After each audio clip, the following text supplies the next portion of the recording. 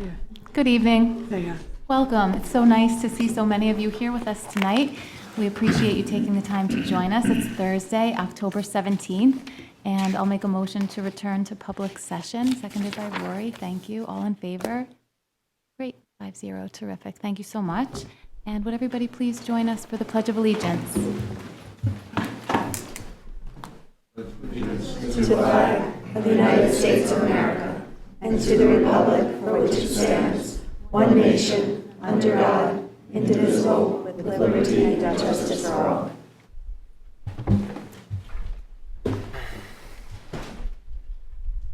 Terrific, thank you. Tonight we are really looking forward to part one of a conversation regarding technology in our district, specifically with regard to instructional technology. We're going to have the opportunity to revisit the charge to this year's Finance Subcommittee, and we're looking forward to a discussion related to the John Jay Indians mascot. I suspect many of you are here perhaps to listen to part of the conversation specifically, and if there is something that you hope to speak to or you wish to participate during our public forum, we invite you to please sign up. There's a laptop at the circulation desk in the back of the room, and we'll turn our attention to public forum after we make our way through the presentations that I mentioned. I think before we turn our attention to those discussions, we're just going to go around the table for board announcements. And perhaps, Julia, I'll start with you. Sure. I just wanted to thank everyone who was involved in homecoming weekend. I was able to be in the concession stand during the day Saturday and saw field hockey and soccer, and then came to the football game that evening with my kids, and it just was a lot of fun. I think that there was a lot of people that came to watch games, and thank you to the boosters for everything they organized for the day, and all the families that hosted float making at their houses, and so thanks. It was a really nice day for the community. Terrific. Thank you so much. Terrence, how about you? Nothing at this time. Thank you. Rory? I don't have anything today, thanks. No. Phil? Yeah, there's not a, wasn't supposed to give a board report tonight.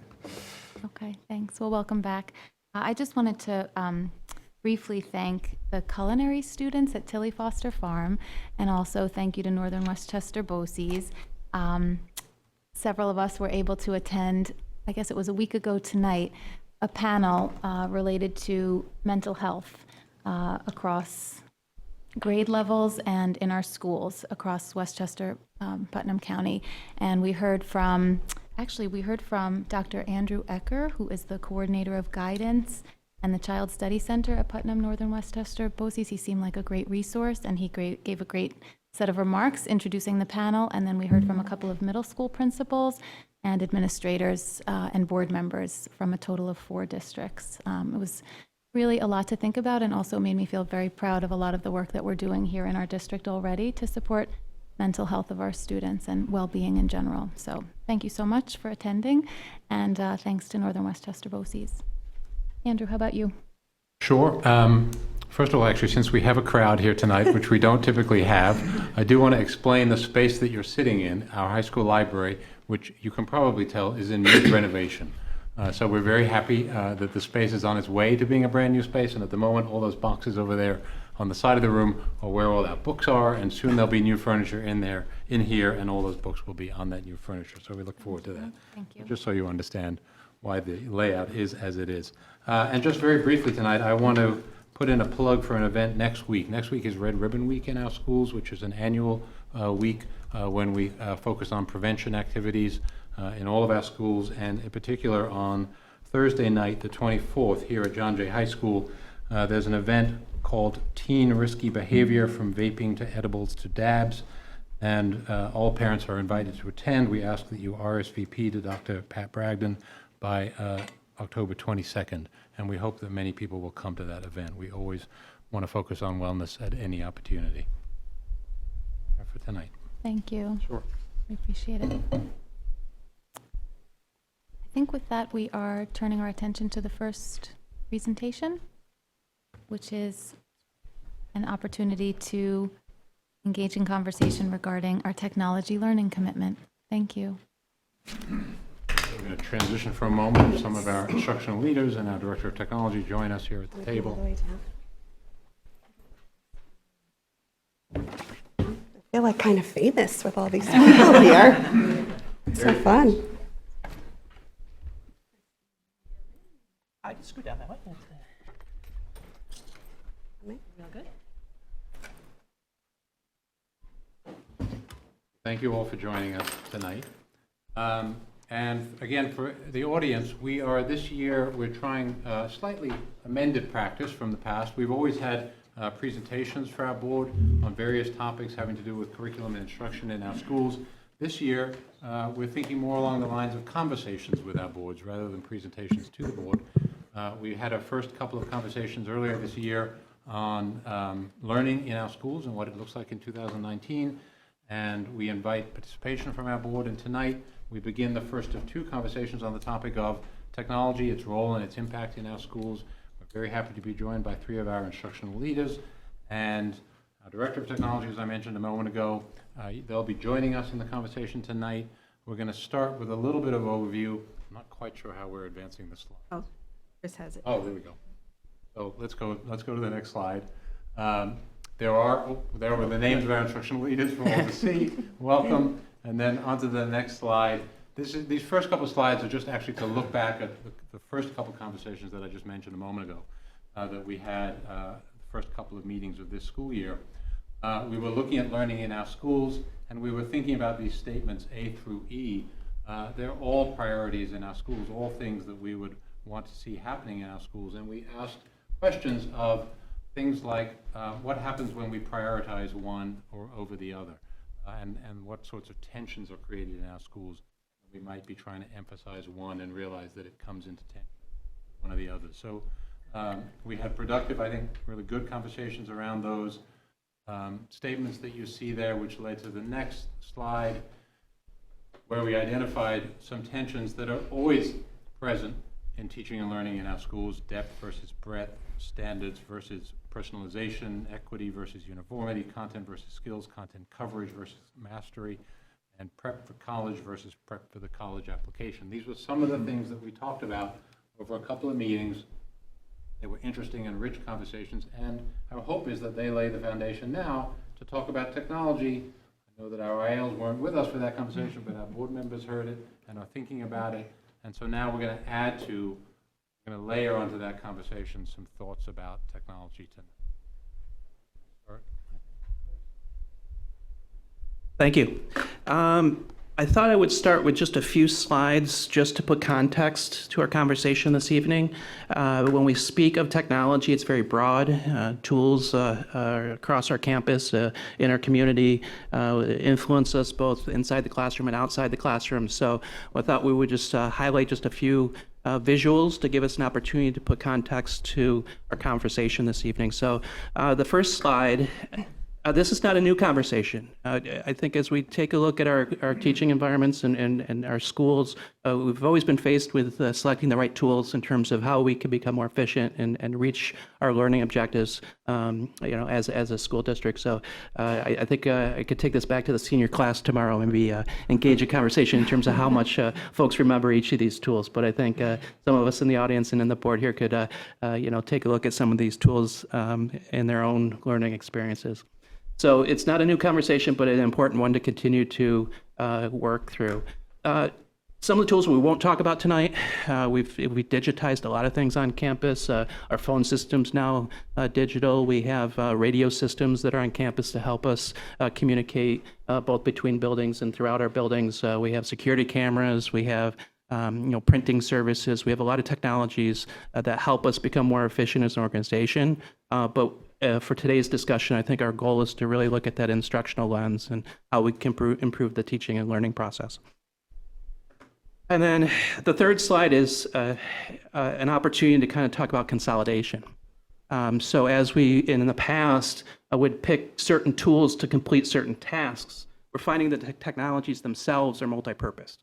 So even if you take a look at, and we call them cell phones, they're really a variety of several tools that allow us to take pictures and send text messages and search the internet and do those types of things. So the challenge for us is that whereas before we could pick and choose individual technologies to accomplish specific tasks, Now we have tools that probably are broader and influence us with a lot more choices with the same device. So that's going to, I think, add some complexity as we start to talk about, okay, we want to do this with this tool, but we also know it can do, A, B, and C more than we intended. So limiting it to the classroom, understanding that some of these tools are multi-purpose, and in the same regards, looking at with those tools, we can kind of categorize these in some different ways. So I tried to create a visual here for us to kind of get some vocabulary and frame our conversation this evening. So if you look across the top, basically there's three categories of how technology is brought to campus and to our users. We have what we call a network layer, an opportunity to connect all the tools together, and that could be physical, wiring and cables, or it could be wireless in the sense of Wi-Fi and those types of tools. So we have a whole layer of network switches and infrastructure that we've invested in and helps us leverage our technology on campus. And then we have tools that are connected to the network, and those physical devices is called hardware. And we have a variety of resources that we've both added into the classroom over the last few years and provided for both our teachers and students to take home or outside the learning environment. Things like iPads and laptops and workstations and those types of things. So those are the physical components that help us enhance and enrich our learning experiences. And then we have this category called software, and these are the services that run on the hardware that run on the network. So it's kind of an opportunity to say, okay, now that we have these things, what are we going to do with these things? The software layer allows us to perform certain activities on the network. And if we could further break that down, we have software that we use for management and productivity. We have Blackboard Connect. Those are tools that help us reach out into the community. We have eChalk, which drives our website and our resources that provide another layer of mass communication. We have cloud services that allow us to store our files, be able to have email, those types of things. And then we have our student information system that allows us to collect grades, be able to track attendance, be able to monitor the progress of our students both throughout the school year and over their career with us here. And that's kind of that management productivity layer of software tools. We have content and learning platforms, and we put a few examples out here, but these are areas that help us bring information into the learning experience. So whereas we have centers like this that traditionally are here for us to find the content that we want to bring into the things that we're studying, classroom libraries, being able to take a look at other textbook type materials that we've had. This is it kind of emulates that same type of thing. So as we get into visuals, YouTube has become very popular as we've looked at movies and those types of things that allow different ways to visualize, learning opportunities. We have tools that are more database oriented. The libraries have a whole variety of different archives of materials that if we were to try to replicate that in a paper format probably would take up 3 times the size of this physical space that we have here. So content and learning platforms is another category that we focus on. And then we have the instructional tools inside the classroom, and these are really the end user type materials. If this was, several decades ago, we probably were talking about calculators in the classroom and the ways that we would work with our mathematical figures. GeoGebra is a modern version of that to allow us to be able to build complex a Seesaw, which allows us to archive and be able to bring all our learning experiences into a kind of a portfolio environment and those types of things. So just trying to frame all the different ways that we could try to categorize this, because we say technology is one word, it means a lot to a lot of different people, and it also has a lot of different ways that it impacts the organization. So as we dialogue tonight, I hope these slides have helped us a little, at least get onto a common page. Now we're going to start to look at some questions as we have in the past for us to think about together. And Mary. So these are big picture questions to begin with. So why do we have technology in schools? So thinking about the technologies of the past as well as the technologies we have now, why is that present? How is it different today than it is in the past? So how is the teaching and learning and technology of today like the school technology of the past? And then how is it different? We thought we'd just engage in some dialogue, and then we'll move into some specific guiding questions for our instructional leaders to help us with as well. Maybe starting with the beginning, why technology in schools? I mean, I'm happy to start. I think there's two layers to that. I think one is in society, we use technology for productivity in work environments, in home environments, and we certainly want our students to be prepared to use the tools that are required. So, to harken back to that first slide, when I was in school, it was taking typing class because we used typewriters and maybe some computers initially. So that was a skill that I was learning in order to translate that into later life. So I think some technology are things that we want our students to be prepared to know how to use. But I think other technology is really opportunities to exchange information and connect with the world outside of school. So I think those are kind of the two primary reasons that I think of using technology. Yeah, I mean, I think it's just the nature of where we are as a society, right? I mean, it's unavoidable. So technology, to some extent, it's just unavoidable. You have to use technology, otherwise there's really very little way to convey learning materials. On the other hand, I think it's far more efficient, right? So the old overhead projector or whatever versus, you throw a PowerPoint slide up as we are tonight, just makes things easier. Smartboard technology just makes things easier in the classroom for teachers to convey information to their students. I don't know whether this is the right moment to think about it, but the University of Phoenix model always intrigued me, the sort of, remote learning capability, and whether there's an opportunity to sort of move that into the high school and even lower levels, and maybe it's premature to think through that. So certainly technology, I think, is just crucial in the classroom, but I think there probably are other ways to think about how we might leverage technology, and I'm sure we'll get there over the course of the evening. But I think, just availability of resources, the natural progression of society, and I think the efficiency model just makes imminent sense for us to do that. Andrew identified some tensions in the beginning that we spoke about in our last conversation. So I think that's always a tension that we're thinking about, efficiency versus that real human interaction. So even thinking about how we're using the technology this evening, it's guiding our conversation, but the face-to-face conversation is really what's an important piece. So sometimes finding the balance there is not so clear. So there's interaction that's virtual as well that can be really efficient and effective, and promote more interaction amongst people who can't be together in the same space. But at the same time, we still value that face-to-face interaction, the conversations and, Knowledge. Yeah.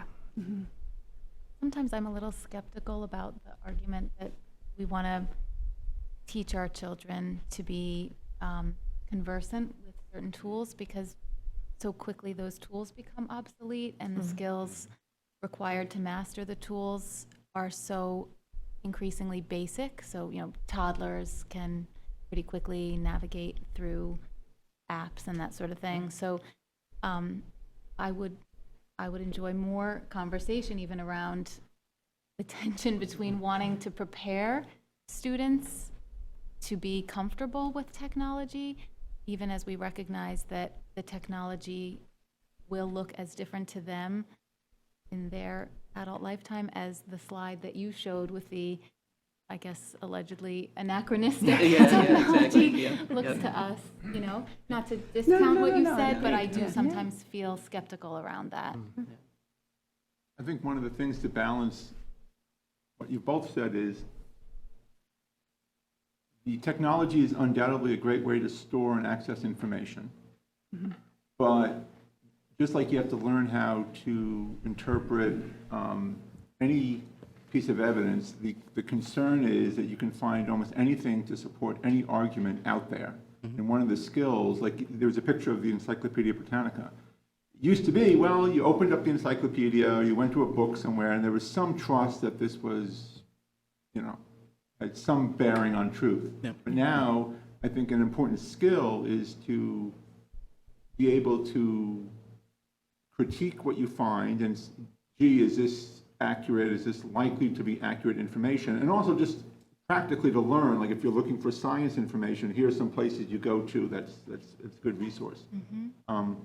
With my kids, what I saw was, it was, in the early days, it was just find something to quote or find something to agree with what I'm saying. And then over time, you begin to become more of a, I think, informed consumer of the information. And that's a skill. Yeah. That's a skill to be taught, and that is part of our curriculum in Right. many subject areas, yeah. But I think increasingly more important, And to be skeptical, so meaning, just because it's out there doesn't mean it's true.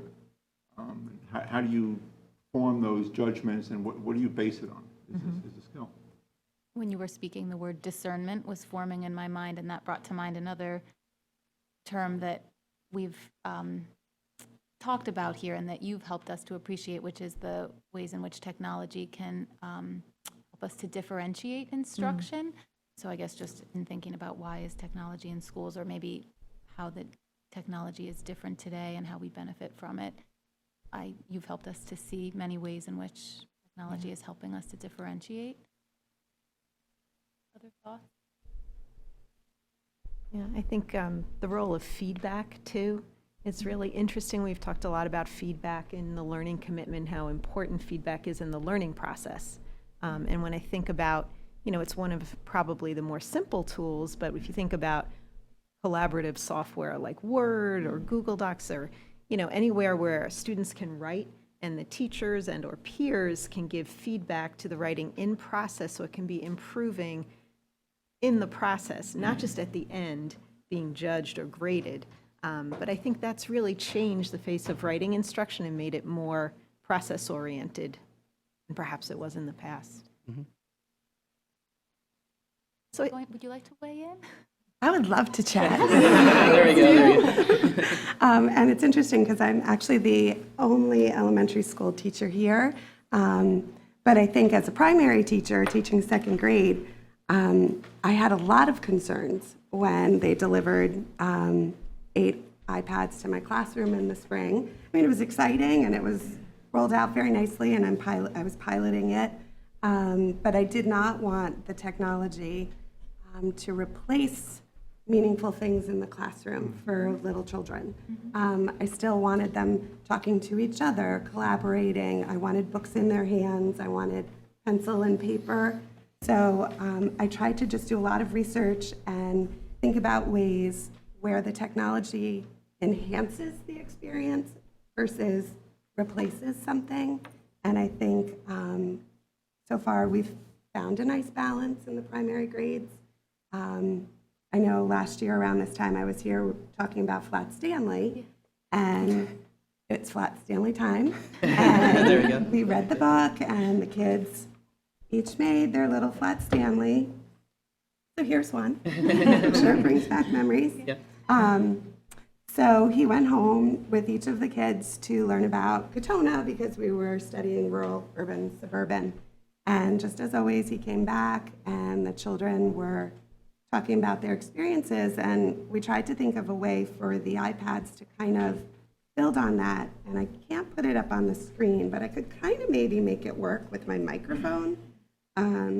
Each of the kids worked together with a partner, and on their own, they photographed Stanley. So if you can see, here's a photo of Stanley, someone's Stanley. And then they wrote a little script about the experience they had pretending they were Stanley. And I think if I play it, you could probably hear it. And some of you up close might notice Stanley's mouth on the photo is actually going to be talking. It's this really cool app called Chatterpix, and you just take a picture of anything, and if you put a line where the mouth should be talking, it'll start to talk. So we'll see if you can hear it. It's only 30 seconds. Hey guys, I'm Stanley Lambchop. I visited Katona with my friend Kate. I went to the pizza shop in town. I love the pizza. Katona is a wonderful suburban community. And they were each so each of the students had a different script, who went to the soccer field, who went to the train station, who was walking to the library, who could see their neighbors. And as they were viewing each other's things, they were talking and chatting, and it really did make a deeper sense of understanding of what our community is. And they were talking about suburban communities, and it just really added another layer to something that we were already doing. And I think that kind of project-based kind of interaction with the iPads is what we're striving for right now. Another quick example, we are still talking about communities, and we're kind of comparing then and now, which is interesting because some of those pictures up there we've seen in the classroom. But there isn't a ton of books necessarily, like hardcover books, available in the libraries. There's always like a little section. But the district has a website called Epic, getepic.com. Excellent. And when you go on, you can get hundreds of books on a topic, some of which they'll read to the student. So some of my lower students or students who are learning English as a second language, for them to hear the language, to hear and see the pictures has been awesome. And it just, for me as a teacher, gives me one more resource to have more books in my classroom, which is certainly always a goal. So it's just been really fun, and it's exciting for sure. It's great. If I can just respond quickly, another thought that occurred to me with regard to why is technology in schools was because technology can be fun and we do want learning to be fun. So that was a really nice example of turning something that is already enjoyable for students into something even more interactive and fun. Thank you. If I can jump in. Please. I think technology needs to be viewed as a tool as opposed to we're going to learn technology today, that it can be used for some important things. And as a teacher, I have to decide, is this the best way to teach this lesson, to bring in the technology? Or if I'm mummifying sausage when we're doing ancient Egypt, that's more hands-on. So that would not necessarily be a great use of technology.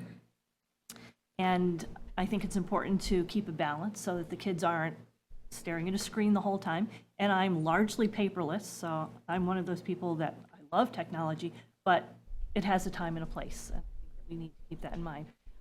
The other piece that struck me, Dr. Rifkin talked about technology kind of bringing us together, and technology can make a big world much smaller just through the use of Skype and being able to talk to people that are not necessarily right next door, that might be experts in their field in another country. I've been lucky, I've been able to make some connections with the British Museum, so I'm looking forward to doing some work with them. The time difference is going to be a little bit of a challenge because when they're there, we're not, but we're going to try and make that work. So there's so many different things you can do. Thank you. Well, I would say in science, it's definitely a way, particularly at the high school, to be productive in our work, to teach students to be discerning about what sources they're using.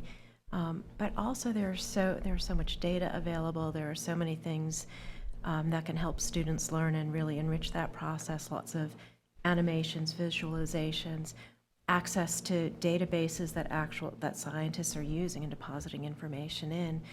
And our kids can go and use it exactly the same way scientists are using it, and ask their own questions and do the kinds of searches, some of the genetic databases.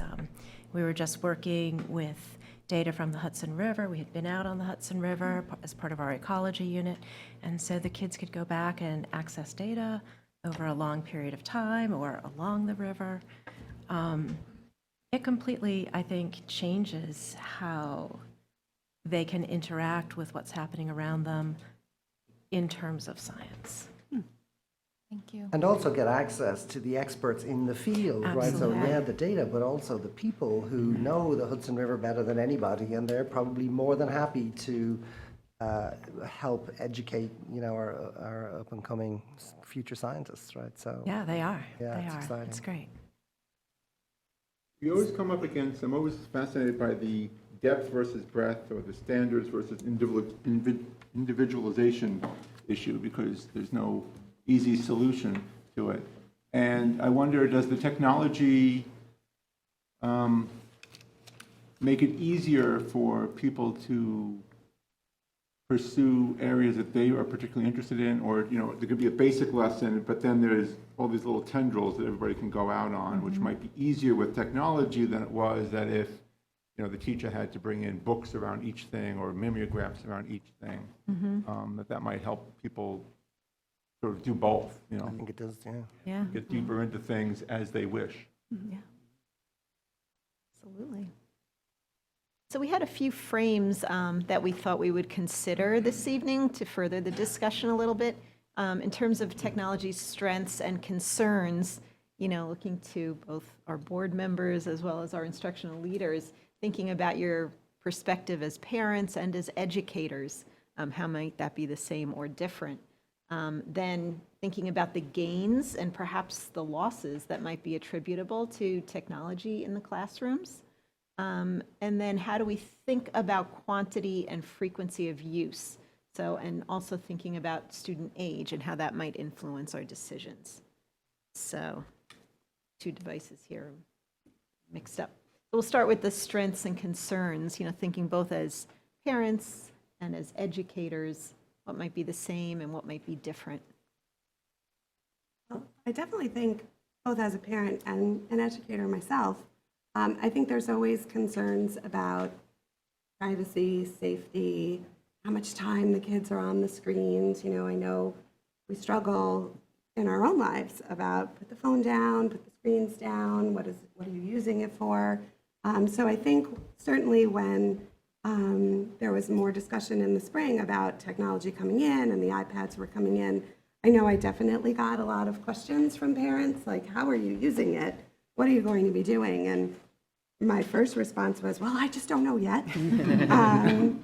But as I started to figure it out and share information with them, I think they felt very much at ease with, we're looking for ways for it to enhance things as opposed to replace things, and that we're very purposeful in its use. It's not just handing everybody an iPad just to keep them busy or just to have something to do. We're very busy. We don't necessarily need the iPad, so we have to find creative ways to use it. And I think parents certainly felt good about that at the time. I mean, I know I've probably spoken about this more than once, so I apologize to say it again. But I mean, I think part of the perspective as a parent is really just the normalization of the use of technology. And I think families have very different opinions about what is normal and, you know, at what age does a child need a cell phone? And I have said this before, but I think, you know, if you are a parent who doesn't think a child needs a cell phone till high school, but in middle school teachers are saying like, oh, well, pull out your cell phone and we can do this activity, it makes a child feel like not normal because it's normalizing that those technologies should be part of their life at that point. And I think also just some of the applications that we use that are feedback oriented, like feedback loop type applications where we are sort of reinforcing that feedback loop in brains of young people who we know from an anxiety and depression standpoint, that feedback loop can be problematic. And I think to start using that in younger grades, you know, is something that we need to be really thoughtful about. And so, I mean, again, those are my personal parental feelings, and I'm somewhat more cautious about the use of technology for my children. So I know that's perhaps out of the norm, but or, I mean, not to like. I don't think. You know, I don't know. I think I have done things later than a lot of other parents, according to my kids, at least. There you go, there you go. Well, I think along those lines, as with many other things, there's a tendency to feel a need to always want to be preparing children for what's next. But sometimes I'm not sure we have, I'll use the word vertical articulation with respect to the expectations placed on students for what they'll be doing with technology. So there might be a sense of urgency, maybe even in elementary school, you know, that we've got to help our kids with certain things vis-a-vis technology, or we need to be using technology in certain ways. And then lo and behold, they get to the middle school, and actually middle school's not really expecting students to bring that same facility with technology. So I guess that's kind of picking up maybe where Julia left off, or it's sort of a similar observation just through a parent lens, that it's not always linear or internally coherent in terms of the expectations that we have of our students with respect to how technology is going to be used in a building, in a classroom, for homework, et cetera. I would just say we're trying hard not to have a sense of around it. I was very glad to hear Kim say a couple times that while the technology is there, you don't feel pressured to have to use it at all times.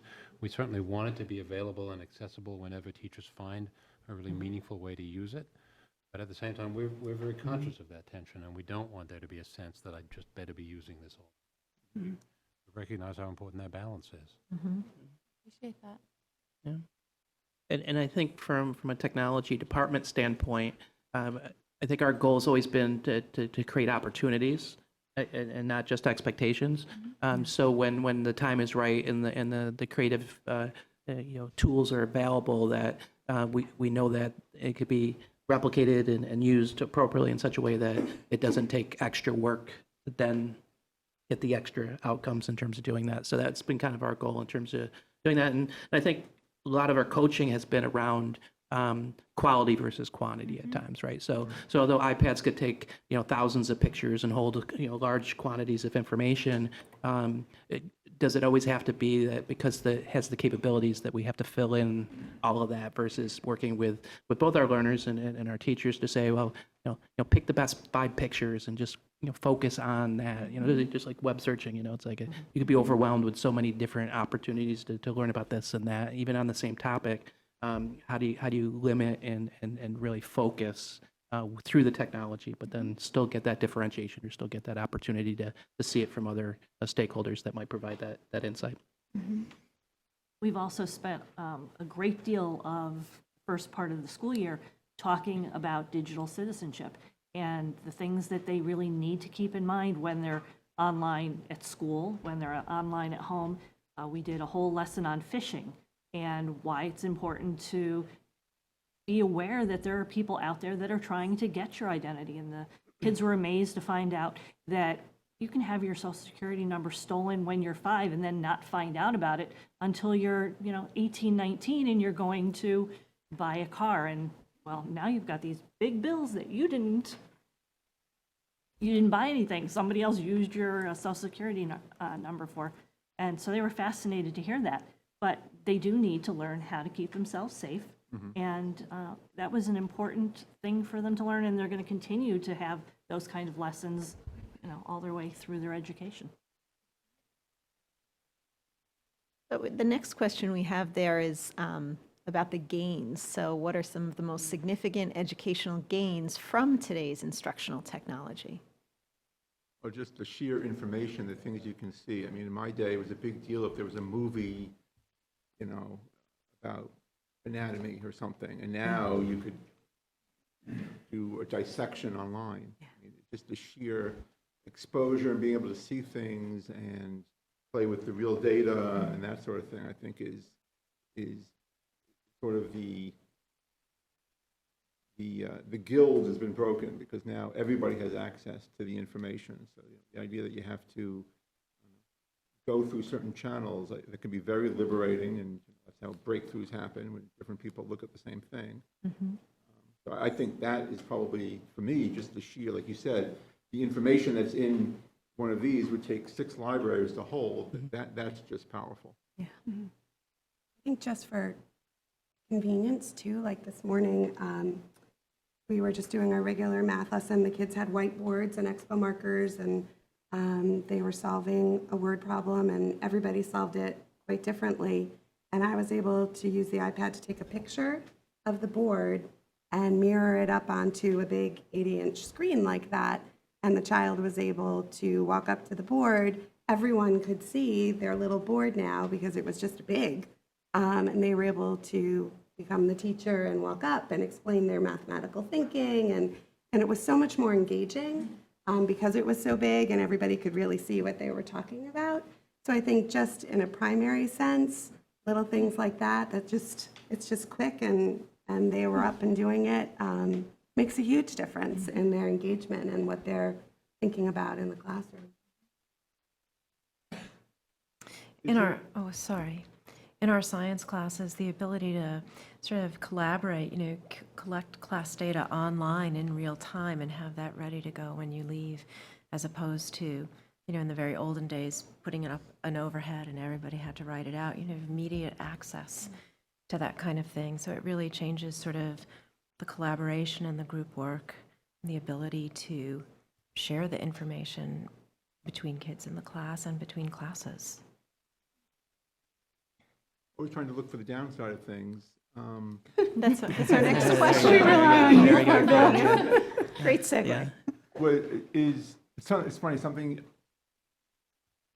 I was still trained in the generation where it was useful to be able to remember things. So whether it's jokes from TV shows or stuff in your profession or whatever it is, it was still, there was something advantageous to actually remembering it. I now look at my kids, and there's different skills that are emphasized, not necessarily memorizing things, right? And even in terms of directions, I have one kid who can get his way around and one kid who get lost in a paper bag because everything has been, you just never had the experience of having to look at a map, sort of internalize it, so the next time he's crossing the GW, he sort of knows where he is and what the options are. And it just reminded me that docs used to walk around in their white coat with piles of books, and you can tell how junior somebody was because they had more things to read because they were panicked, they wouldn't know what to do. And as you went up, you got less and less stuff carried with you. Now, everybody just walks around with this. Yeah. And, it's great that access is all there. It's also, I guess, there are still some things sometimes you should memorize and have at your fingertips internally. Another interesting tension. When you think of all that we have at our fingertips, just thinking about sitting around the dinner table and you're talking about a movie and like, oh, who was that actor? And everyone racking their brains, and now someone inevitably goes to a Googles it, device of right? some kind to find the information. So that's always a worry, are we really kind of looking deeply into our memory stores and thinking about how we can retrieve information? Does it have an impact? It's interesting to think about. Yeah, and I think they're related, but I think it's separate from the standpoint that, you're curious or you need to get information on demand. It's so easy to fill that curiosity, but is there some value in wonder? And I think that's something that, because it comes so quick, there's that wait time that we often talk about in classrooms. How do we, work and practice with those skills to help in that moment, kind of imagine? And I think that there's a lot of value in that in the learning process to kind of, build that hypothesis, kind of wonder what it could be, and then when the information is finally presented, just validate or so those are things that I think that where we have efficiencies and where we'll be able to accelerate opportunities to gain information, is it in lieu of other types of skills that might provide us opportunity to also work through imagination and wonder. I couldn't agree more. I think, the adage that necessity is the mother of invention, right? And so for me, I'm very sort of project oriented. I always have 20 crazy things going on at home. And I sort of relish the opportunity to, when things don't go the way you planned and you've got to figure it out. Yeah. But now the tendency to jump onto YouTube and say, well, how did 20 other people figure it out? Yeah, And you have to exactly, figure right. that out. Yeah, exactly. But you lose something in doing that because Yeah. you jump in, but you don't learn yourself sort of Yeah. how you get from step A to step Z. Yeah. So there definitely is something there on the con side. Yeah. I wonder a little bit about losses in terms of two things. One, just in terms of text and like actually interacting with the text, like reading a written text, annotating, taking notes, marking things. I think the more we read on a device, the less we do that. And I just worry that have we figured out how to teach that same process in a digital setting? And I'm sure that there are ways to do that, but I worry a little bit about just sort of how do kids work with text. And I think the second thing is just maybe using technology in testing. So I know for some students, probably, I'm basing this on things I've heard from kids in my car, but like, oh, if I had taken that test not on the computer, I would have done better. Like I'll hear them say that, like, oh, it was really hard to take that math test on the computer or whatever it might have been. And so I just think it's whether it's something we need to think about having options for kids and, figuring out where is it that you're best able to demonstrate your learning. And I don't know, I worry a little bit about for certain kids, whether that's a difficult way to experience evaluation. Can I jump in? Yeah. What you just said about annotating the text is interesting, because I've been experimenting with it both ways. But the most recent research that I've been reading is that kids learn best actually from reading from a sheet of paper as opposed to a computer. So while I've done the whole annotate on the computer, because we had iPads, I've now switched back to they annotate on paper. And so that they can ask those questions. Can you make a prediction about your reading? Can you infer what's going on or what the author's purpose is? So there again, technology is a tool. Sometimes it's great. Sometimes it's not going to serve your purpose. And in that respect, I really don't see it serving a purpose, because kids don't tend to remember as much when they read from an iPad. And, I'm addicted to reading from my Kindle, but, that's not necessarily the best way for kids. Two losses that I have seen over the years is children's ability to spell, because it's really easy to just see that red line, and yes, you have to make a good guess as which If they're is the close, correct don't have to word. arrow it. Right. And that nobody knows how to use a dictionary anymore. So that's my mission. You will still be able to use a dictionary when There you go. you finish 6th grade. I really appreciate those observations. They really, I think, resonated with everybody in the room, actually, gauging from the response.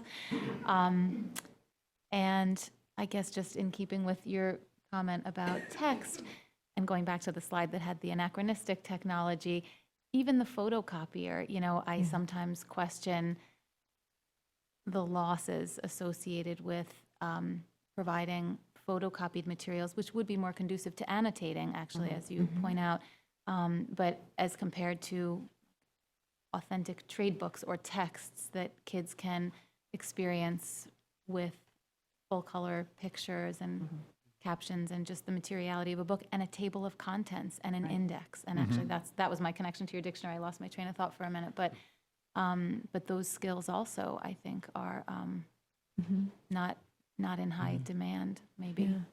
And I think our students right now are really living in two worlds, because there are a lot of physical books that they're using still, and hopefully they always will. But there are more and more digital texts as well. So they will be doing lots of reading online. So I think there's a lot of emerging research around how that might be different. So I think it makes sense to pay very close attention to that. I know that a lot of adults would say that writing certainly impacts memory in a positive way, or that, there's a very different feel to annotating. So that kind of resonates with all of us, but it's interesting to think about children who are so used to these devices from an early age. But I think, it's something to be careful about, just another tension.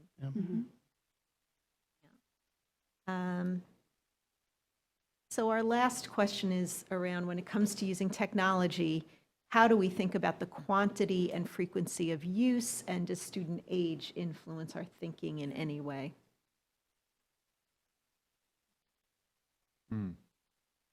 Well, Yes. I think I already that. said, I think we need to be very thoughtful, certainly in the primary grades, about when we're using it, and make sure it's something that's engaging, something that's going to deepen understanding, and fun. Certainly they love to use the iPad. They feel very comfortable with it. Even children who've never used one before, they pick up on it very quickly. But again, I think it's just, you just have to think about it in advance and make sure you're reasoning. But it's interesting what you said, Kim, that you think for second graders that I think what you said was engaging, it should be understanding, and it should be fun. I think you could use those 3 criteria regardless of the grade. Yeah. Probably true I all hope the so. way up. Yeah. exactly. It's different measures, but those are probably 3 really good criteria to say, hey, Definitely. is this deepening the understanding? Is it engaging, and is it fun? If so, then maybe it's an appropriate. There are probably other criteria, but I really like the way you I was going to just say ditto. Right. yeah. I think we can, first of all, say thank you again to all of you for being with us tonight. And we tried in this conversation tonight to model it on the first conversations around learning and have a fairly broad conversation in this first evening, knowing that we have a second evening coming up. We always want to be responsive to the questions you have, so that we thought that having this piece of conversation tonight might spur additional questions. So we want to take a minute to ask our trustees, do you have other questions, maybe more specific questions, or Rory, I know you earlier talked about remote learning, so are there things that you would like to hear more about that we can take some time between now and the next meeting to think about and come back to you with? So, Thank you. I'm happy to defer to the rest of you first and then go. I mean, I do think remote learning there's maybe an opportunity, there could be some dangers there too, but I think it would be worth knowing whether we're doing it or exploring that. The other thing, the very first thing I wrote down here was, do the tensions resonate with our educators, right? I'm sure that they do, but in the actual classroom environment, are there sort of real-life examples of how those tensions are resonating and where technology may be used? We talked about collaboration, for example, how that technology may be used to try to resolve some of those tensions. Include them.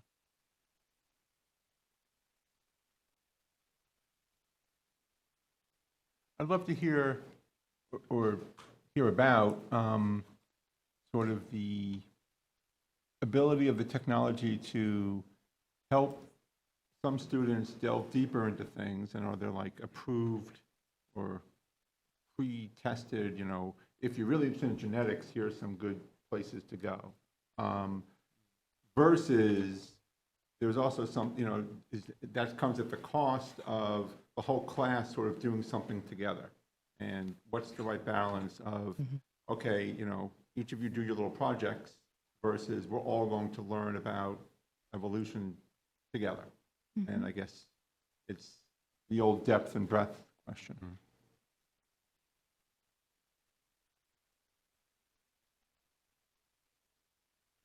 I guess as we think about the technology and how it layers onto the learning commitment, I would love to hear a little bit about how we are providing professional development for the use of technologies in our classrooms.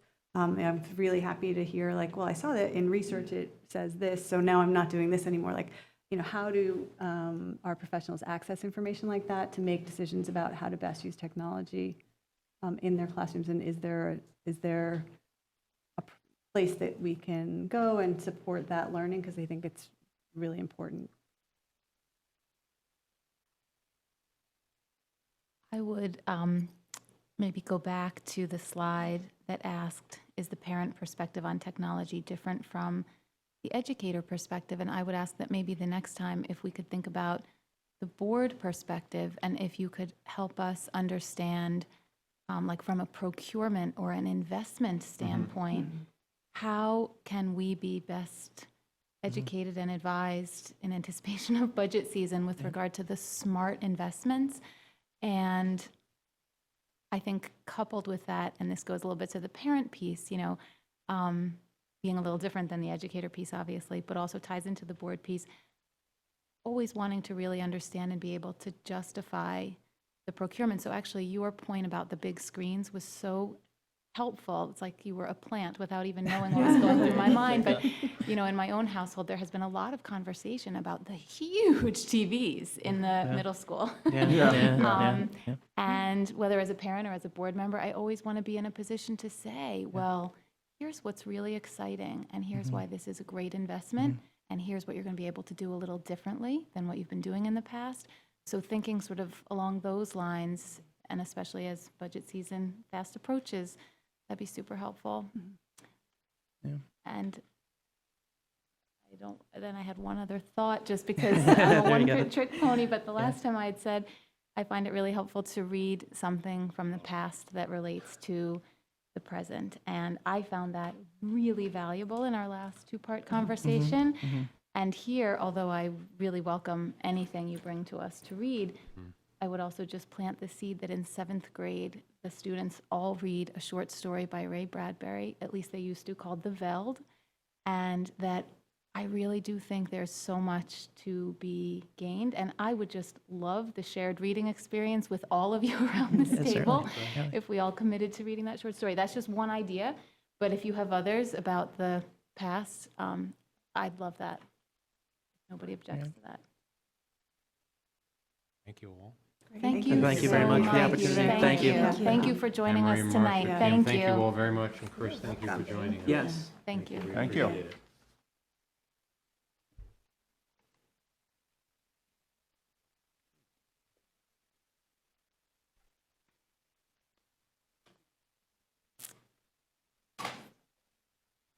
Okay, terrific. Thank you so much. We really appreciate that, and also feel very grateful to be in a position where our district can have such a meaningful conversation about instructional technology. It wasn't long ago that we really had to be focused on fiber optic connectivity and infrastructure, and it's really a testament to the administrative team that we're able to even sit around and have such a nice conversation about where we're headed with technology. So thank you.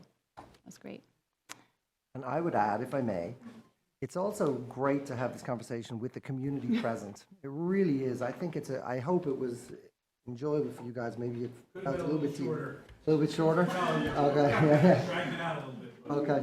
So, yeah, but I do think that it's useful to have the community here, and it would be really nice to get feedback. Thank you. Thank you. Okay, I think that brings us to 6.02. And at our last meeting, we had an opportunity to discuss the annual charge to the Finance Committee. There was very little discussion, actually. I think Scott presented the shared thinking of the committee, or I should say the administration and committee chair. And if there isn't any further discussion, then tonight we have an opportunity to vote on a resolution to adopt the charge. Any further discussion? I'll move the resolution. Seconded by Julia, thank you. And if there's no further discussion, do you need me to read this into the microphone, or? Okay, terrific, then let's vote. All in favor? 5-0, terrific, thank you so much. And thank you to the Finance Committee members who will be convening in the next couple of weeks. And that brings us to 6.03, which is our opportunity to have discussion regarding the John Jay mascot. And I think, Andrew, you're going to frame this out for us. Thank you. Yes, thank you very much.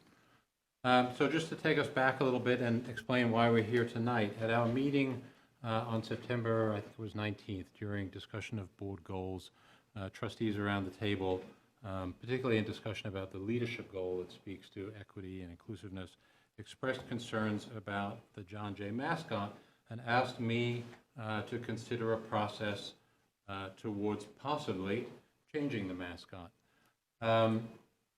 And I'd like to think that the community by now has come to know that my approach when it comes to any kind of difficult discussion or conversation is typically to go slowly, to listen, maybe too slowly in some cases, to listen to the community, to listen to stakeholders, and hopefully thoughtfully reach a decision. I do want to say, and I'm going to say more about it in the next few minutes, that this topic feels a little bit different than some of the other conversations we've had in recent years. I want to talk a little bit about why that is tonight. Certainly, I'm sure everyone is aware this community has brought forward concerns about the John Jay mascot on numerous occasions, going all the way back to the 1989-1990 school year, when the topic was brought forward by the Campus Congress at John Jay High School at that time, who resolved to change the mascot and took that resolution to their building principal at the time, who then took it on to the then superintendent of schools, who did spend a year considering it, and ultimately in that year made the decision to veto the decision that had been brought forward by the Campus Congress. You can actually read this in board minutes from 1990. The superintendent made thoughtful remarks. He was very careful to talk respectfully about the process that the students and faculty had gone through. It was important to him to honor their decision-making, and he weighed it quite a bit, it seemed to me, in reading through the notes.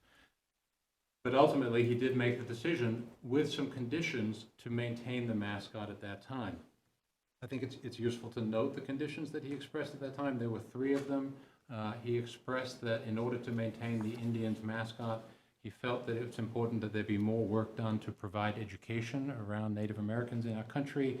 He thought there should be more communication in the community about the issue. And he thought and said very clearly that there should be no symbolic references such as tomahawks, lances, war chants, caricatures, and costumes moving forward. And he even went so far as to say that they would establish a committee to oversee the conditions moving forward. I'm not sure that that committee ever came into effect or not.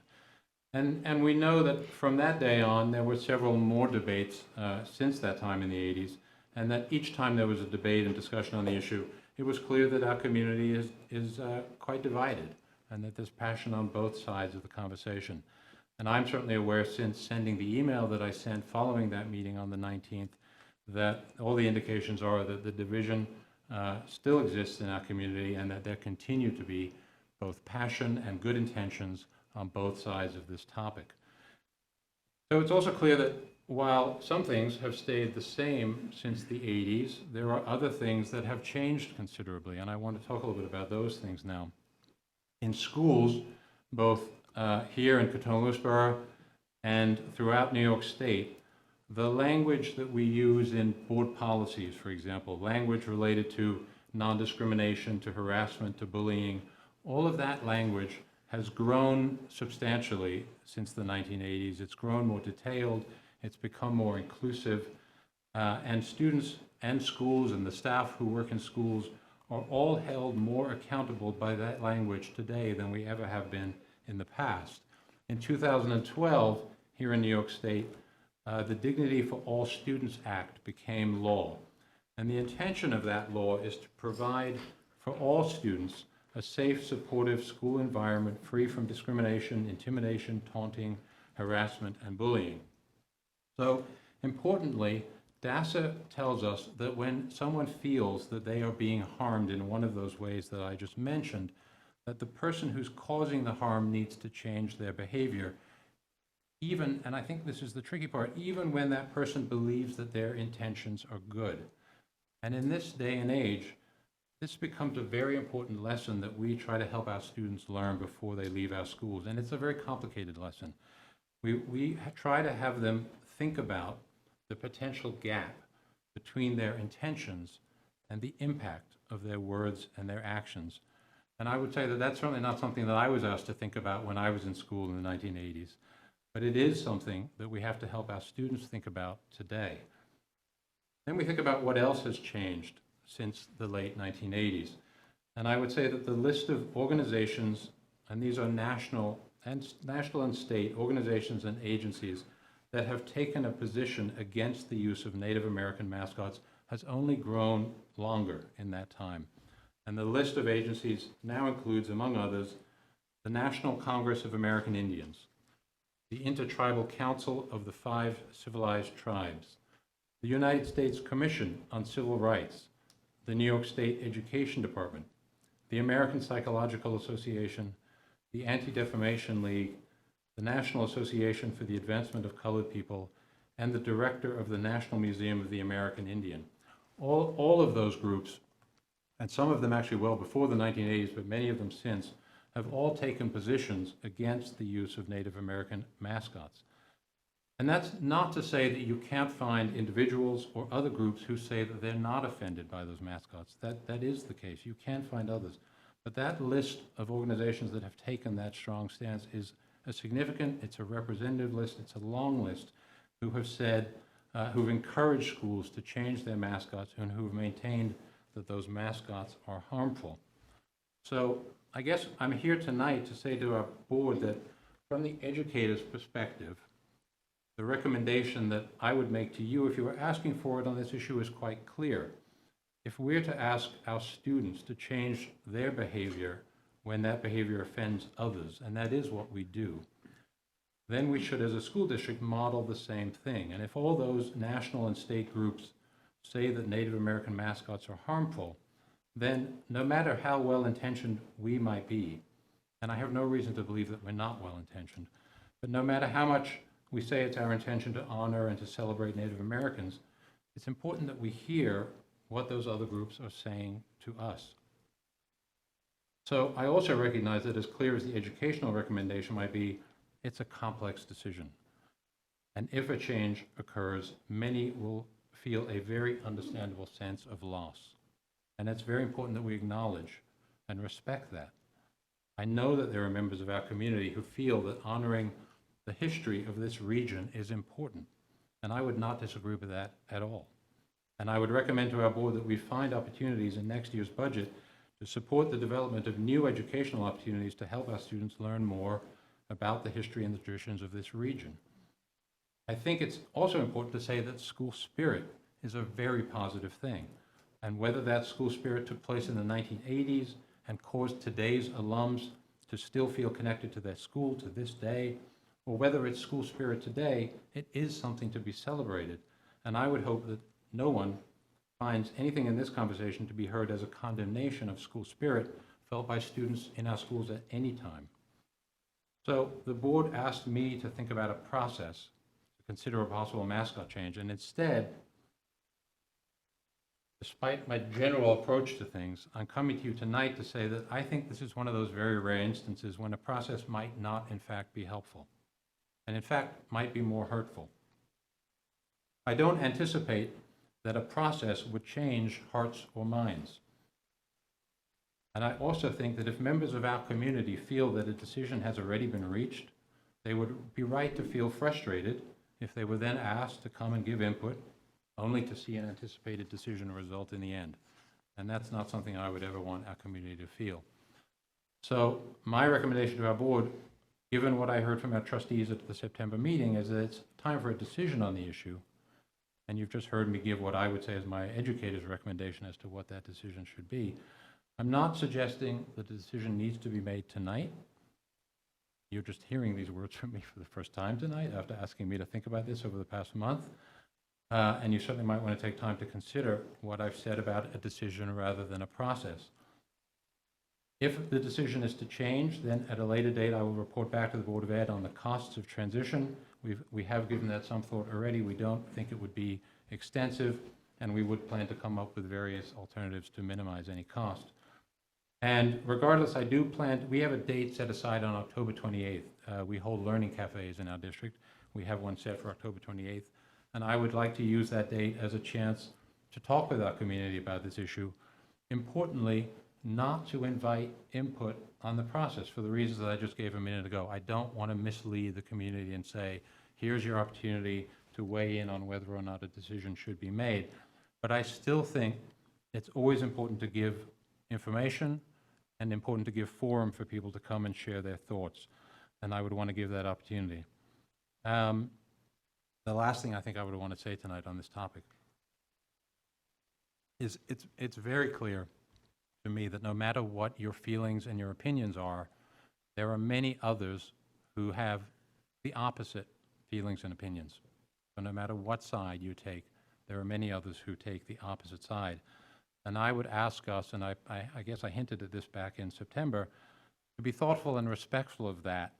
And I guess to some degree this might be at odds with the way of the world today, but I'm going to ask that we think about tempering our reactions out of respect for all of those who have the opposite feelings from our own.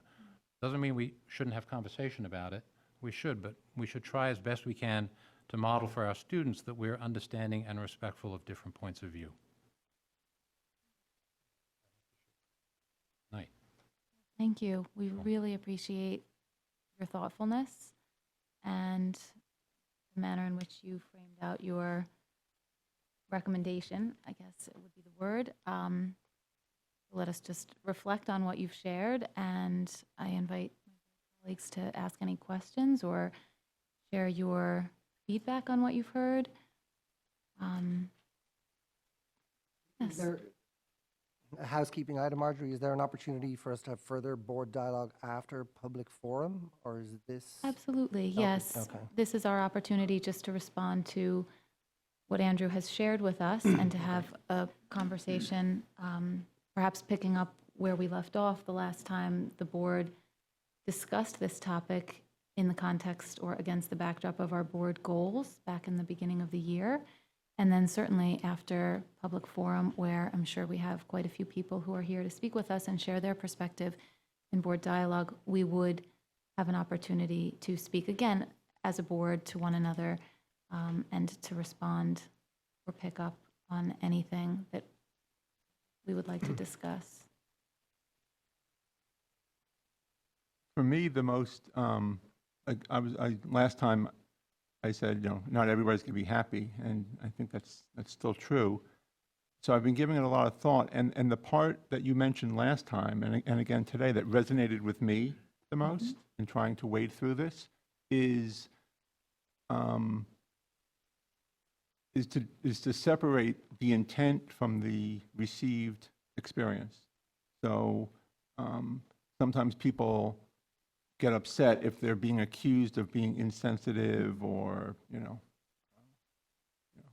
not thinking correctly, and they get defensive about that, rightfully so. And I think this sort of slices through that and says, even with the best intentions, even with, only good wishes, it can still, lots of things can still be received the wrong way. And that's important to consider because it's, in the end, that's important as much as anything else. That how is it being received? To me, that was sort of the, for me, the best way to organize it and to think about it. I guess I just want to say thank you for collecting that list of organizations, because I know some of those organizations contact us as a school that does have an Indian as our mascot, but I wasn't aware of the list. I'd looked a lot at different states that have provided legislation, Wisconsin, Maine, et cetera, like other states in the country that have either through their Board of Education or through their government really insisted that Indian mascots not be used. But thank you, that's helpful, I think, to think about this in a broader context. I appreciate you inviting us to think about generations that have come before or students that have come before for whom their sense of loyalty and pride in their experience in Katona-Lewisboro is connected to their experience of having expressed or participated in school spirit through the Indians mascot. And I come back to, I think, something that I felt strongly the first night that we had this conversation, which is that what makes this a very challenging situation is not so much that that if today we were being asked, do you think it's a good idea to introduce an Indians mascot? I think if that was the question, I think the answer would be relatively straightforward. But what makes it complex is that for decades, many people have appropriately celebrated and taken part in traditions to express school spirit and pride in Katona-Lewisboro, and that manifested itself or was manifested in the Indians mascot. And there wasn't a choice. It's not like you could express it through the Indians mascot or this other mascot. That was the mascot. And so the idea of just honoring that is our tradition and our past, and yet through the lens of education and our core mission as an educational enterprise,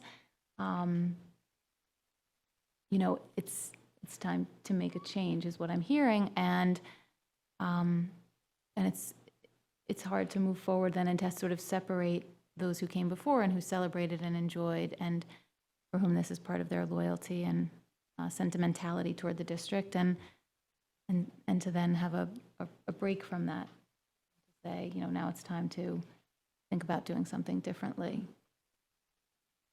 So thank you for reminding us that it's important to honor that. Other thoughts, comments before we invite community members? Excuse me. So Andrew, Sure. thank you very much for your very thoughtful remarks.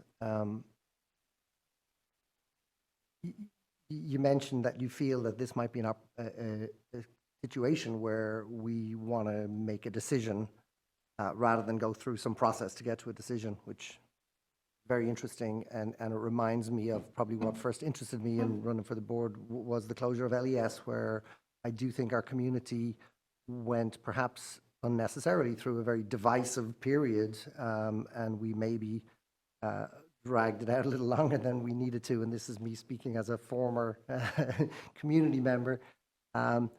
It did seem like there was a lot of opportunity for the community to provide their input, and it also felt very much at the end of it, at least to me, that it was sort of a foregone conclusion. And I do agree with you that we probably don't want to give the impression here that there's an opportunity for this to sort of be openly debated over some long period of time. If there is a foregone conclusion, I don't know that there is. I don't think any of us knows that there is. But I agree with you that a decision feels like it would be the right way to go, rather than go through some long-winded process and give people the feeling that, you know, hey, this is all still up for debate if it is not. So I appreciate you providing that input and insight.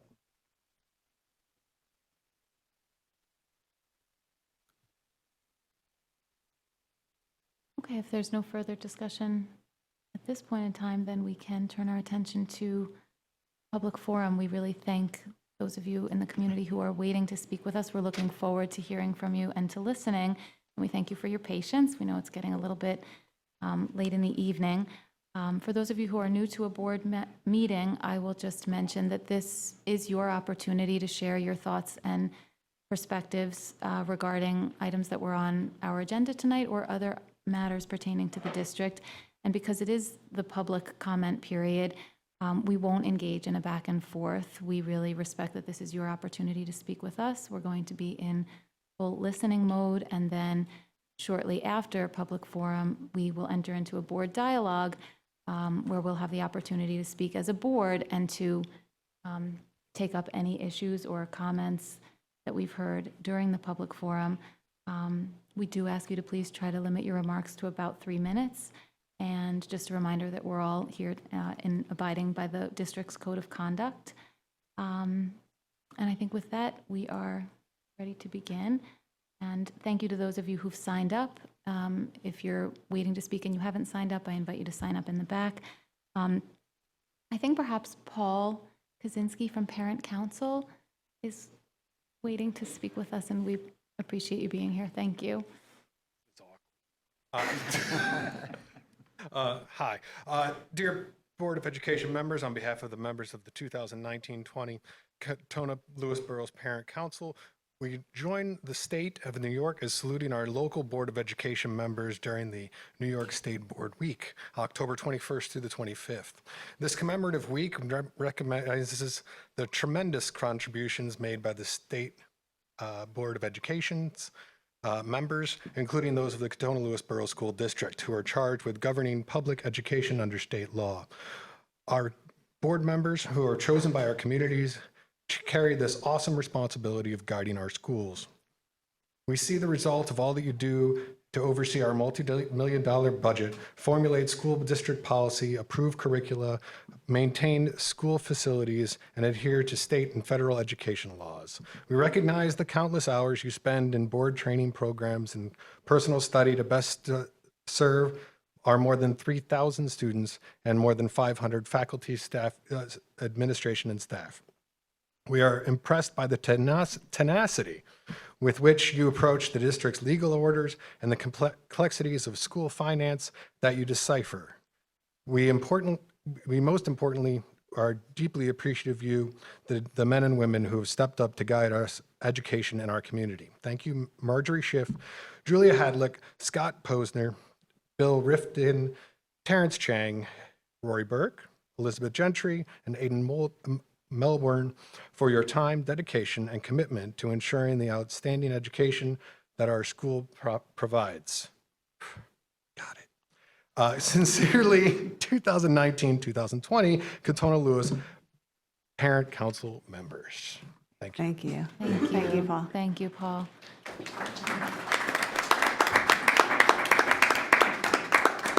Thank you, Paul, and thank you so much to Parent Council for taking the time to express appreciation.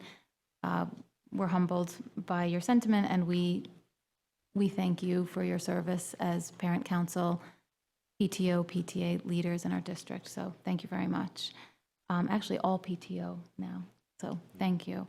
I think the next person waiting to speak with us is Luke Jones. And if you don't mind joining us at the podium, thank you. Hello, everyone. My name is Luke Jones. I'm a almost 12-year resident of the district. I'm speaking as a part of the group that's in favor of retiring the mascot. So obviously, I thank you for the decision and support and look forward to continued support as I know this will be a difficult process. I think that one of the things I definitely wanted to speak about, regardless of the direction we went with this mascot, is one of the things that I really think about is how difficult of a conversation this is to have, to speak fluently, meaning I think that we could all realize that there's a lot of our history that we didn't get a chance to learn in the same way. We didn't get a chance to embrace in the same way. So when we're talking about the equality, when we're talking about the inclusiveness, I think that the slogan of intent and impact is a really big one. But I also just want to recognize that when you put a mirror up to this debate or a lot of other ones, it's really about inequality. We're talking about a systemic issue. We're talking about racial issues. In modern day, we're talking about class and wealth. And so I really encourage us not to lose that it's very difficult to problem solve as a community without having certain baselines, having certain analysis. And so as we will no doubt have, hopefully I live here for a really long time and we'll be back here for something else. So I don't want us to lose, and especially I encourage the board not to lose the need to really maybe seek what is that central. Is it an opportunity to be facilitated through this? Is it an opportunity to continue to learn? There's a lot out there. And then my question, I know this isn't a back and forth, but my questions are, when, I know that this was a recommendation that you had asked for, so what would be the next steps? And then my other questions are just, what's our timeline to make sure that this is going to be a smooth transition? Obviously, we talked about the uniforms, the athletic schedules, all the things that go into that. I would, as a community member, would very much like to know what's next and help support that moving forward. So thank you very much for your time. Thank you. Thanks for joining us. Thank you, Luke. James Spione. Thank you. Hello. Thank you for having this discussion and for bringing this up. I really appreciate that. I have two boys who have been in the district here. Samuel actually came with me tonight. He went to both the middle school and the high school, and I currently have a younger son, Galileo, who's at the middle school in 8th grade. I also want to acknowledge that we're on Lenape territory right now, the traditional lands of the Lenape. It's easy to sort of kind of forget. We have a town, Katona, that's named after an Indian chief, but I just wanted to mention that. I'm here to come down on the side of changing the name, please. I guess a few years back, I probably wouldn't have had as much of a opinion or stake in this, but I'm a documentary filmmaker. I'm an educator myself. Actually, I teach at SUNY Purchase. And a few years ago, something happened at Standing Rock, North Dakota, that caught my attention in 2016. And I went out. There was an enormous gathering of not just the Standing Rock Sioux tribes, but many tribes gathered there to fight a proposed pipeline, oil pipeline that has since gone through. Even though it goes under their only source of drinking water. I just want to mention that, while I was there, I witnessed things that I didn't think were possible in the 21st century, such as law enforcement bringing powerful fire hoses down and aiming them at human beings in sub-freezing temperatures. This was something I saw in my own education from newsreels from the early 60s in perhaps Birmingham, Alabama, but to witness this in 21st century America was quite shocking, to say the least. And I guess I'm mentioning all this because this is the context of this, what we're talking about here. It's not just a name.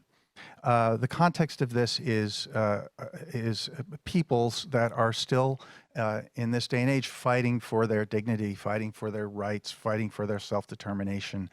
And so it may seem like just a small thing.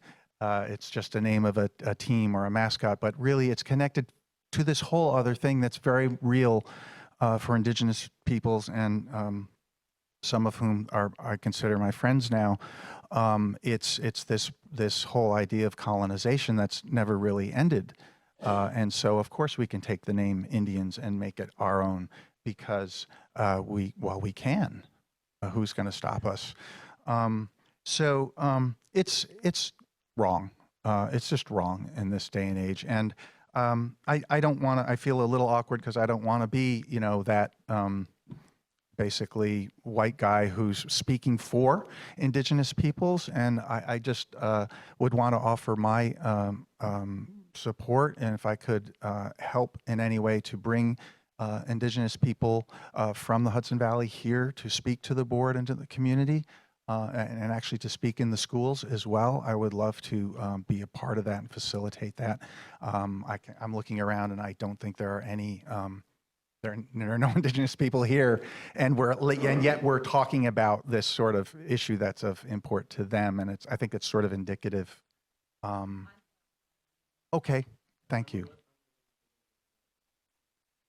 Okay. Thank you, Mr. Jones. Thank you. Thank you very Okay. much. Thank you. Thanks. Thank you. Thank you for taking the time to speak with us. Oh, I'm sorry. I called you Mr. Jones. You're Mr. Spion. I apologize. I apologize. Thank you. Thank you. Heather Lackey, please. Thank you.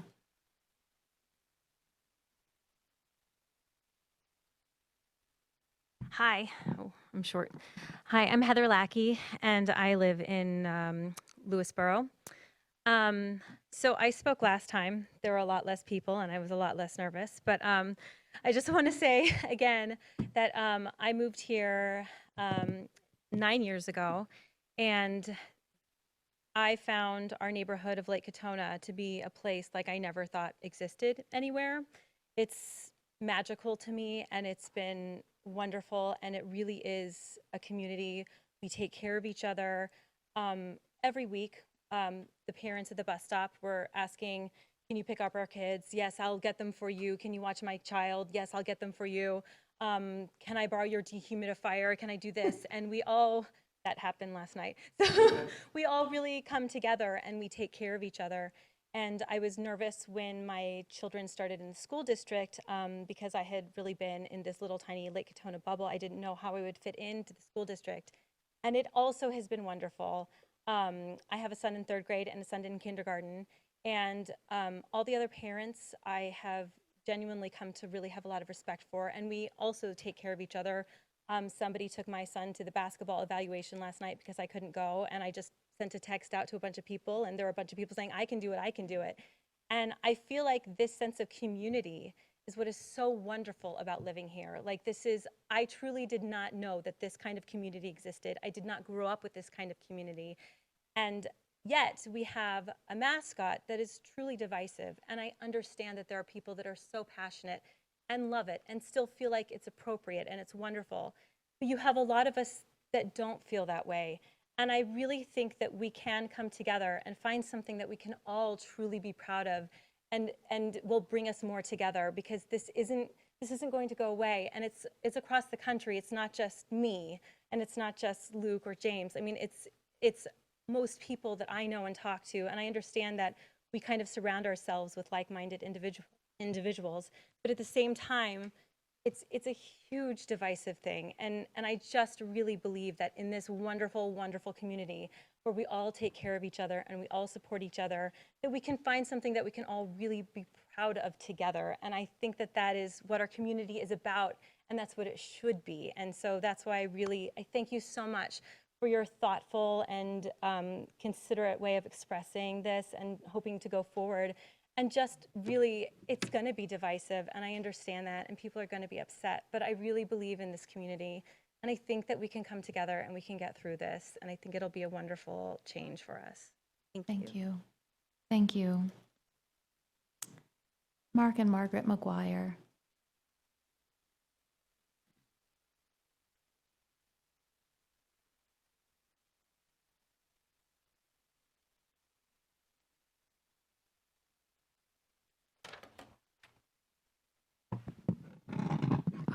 First of all, thank you. My name is Mark McGuire. This is Margaret McGuire, my wife. We have 3 students in the school district. one in high school and 2 in the middle school. And we just wanted to come here tonight to share our support of the mascot changing. We moved here about over 6 years ago from Los Angeles, and we were surprised to see the Indian mascots, and we have felt uncomfortable with it ever since. So we just wanted to come tonight and share our support of changing the mascot. Thank you to the Board of Education for bringing this topic up. Thank you for your volunteerism in leading our school district. And thank you to Mr. Selesnik for a clear and thoughtful presentation today in support of changing the mascot. Thank you. Thank you. Thank you. Lorraine Gallagher, please. Hi, good evening. I am the mother of 3 proud John Jay Indian athletes, multi-sport athletes.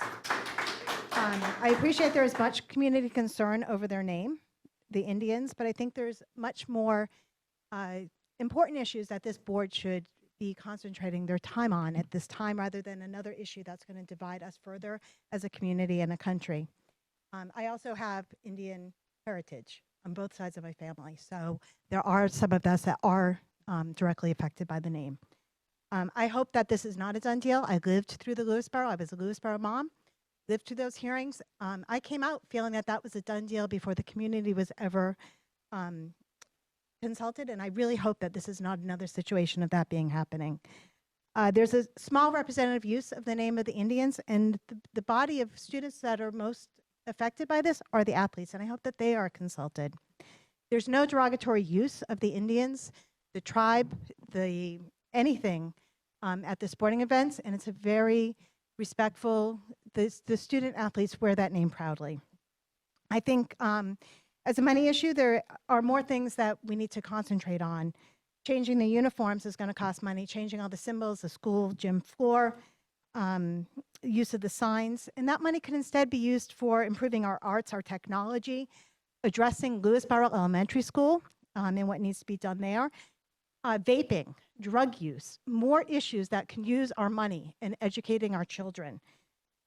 We also can educate our children about Chief Katona and the heritage that is embodied in the Indian name.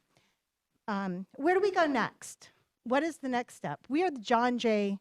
Oh, so we have town symbols. Are we going to change the name of the town, Katona? Are we going to change the street names? And then what's the next issue? John Jay, a prominent slaveholder. You know, what is the next person and group that's going to be offended that causes us to change something that means something to our heritage and our community? And opposing mascots, are we going to no longer play the Manhasset Indians and the Nyack Indians, a team named the Chiefs, the Mayapack Indians? So where do we stop? Where do we stop with the being afraid of offending somebody with something that's not taken by many as offensive? If there's going to be a change of the mascot name, I ask that you let it come from the students and the athletes who are proud to represent the Indian heritage.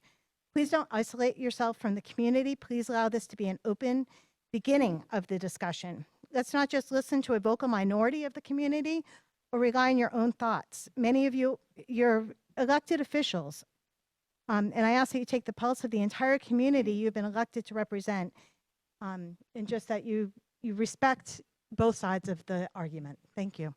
Thank you.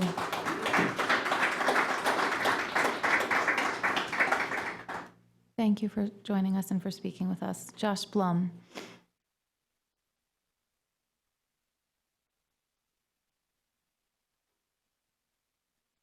Hi, my name's Josh Blum. I've lived in South Salem for 23 years. Also been a public school teacher for 30 years and have experience with another school that's recently undergone a mascot change, so I know what that's like. Dr. Selesnik, maybe you remember last year you sent out a really nice letter on Martin Luther King Day talking about all the changes that the district had made and the progress we'd made and the accolades we'd received. And I told you I thought that work was wonderful, but I also found it a little ironic. Thanks, son. Always looking out for me. I found it a little ironic that all this was coming while we were still supporting a mascot that I thought was sort of antithetical to a lot of the values that we were endorsing, and certainly a lot of the things that I thought Dr. King would support. I can certainly understand strong feelings both ways. And I think one of the things you said that I valued the most was that this can't be an individual decision. Individuals are going to feel strongly both sides, but we have to ask ourselves as a district, what message do we want to send and why? And I would think for a lot of our students, asking them to appreciate diversity, asking them to be tolerant and respectful, to understand other people's positions, and then to support this mascot must be a very confusing message. One of the teachers who was here earlier was talking about research. I imagine when our teachers ask kids to do research, they expect them to support their positions with objective data and expert analysis. And our district's honoring of an oversimplified stereotype of Native Americans is more than simply offensive or dismissive. It's intellectually lazy, and it's dishonest, and I find it, frankly, hypocritical. The name and the image of the Indian, as if there was such a thing as an Indian and not varied and diverse tribes who also often disagreed with one another. The spear and the arrowhead do more than simply sanitize and trivialize the history of abuse, degradation, displacement, and frankly, genocide that Indigenous peoples have suffered. They denied reality. They denied reality for Native Americans. They deny them for us as adults, and they deny it for us, our students. I don't think our teachers would accept such a simplified portrayal of Native Americans as appropriate or as accurate. And I think it's time that the district lives up to the same standards that our teachers would hold our students. I understand it's a difficult issue, and I understand the traditions die hard, but if the point of a tradition is to perpetuate communities' values, I wonder what values exactly we're perpetuating by maintaining this oversimplified and frankly, I find offensive portrayal of Indigenous peoples. If we really want to teach students to value tolerance and empathy, if we want them to respect diversity and the dignity of all people, if we want them to wrestle with complicated and uncomfortable truths, we need to model that behavior ourselves. We need to move on from a mascot that's so antithetical to the values we're striving to instill in our kids. Lastly, as I said, as someone who's experienced such a transition firsthand, I can tell you that some of the alums, when the college I attended changed its mascot, were thrilled. Some were devastated. Among the students themselves, very little change, very little diminution in spirit, in participation, and life has gone on fairly seamlessly. I'm sure we're capable of the same. Thank you. Thank you. Thank you for speaking with us. Glenda Faber.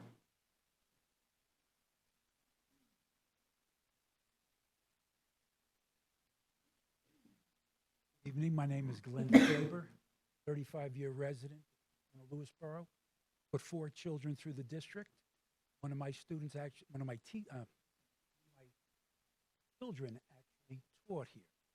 Miss Alice Cronin, the oldest daughter's first teacher, first year she was here. So maybe that's why she's been so successful. I'm here tonight not for the mascot. I'm here for what many people want to know. What is the future plans for LES? I'd like to fill in how we got here, why I'm here actually speaking. What is the plan? I believe around 2002, the BOE started the process about possible closure of the elementary school due to declining enrollment. A group of parents organized and fought a gritty and sometimes dangerous effort in trying to reverse the eventual closure of LES.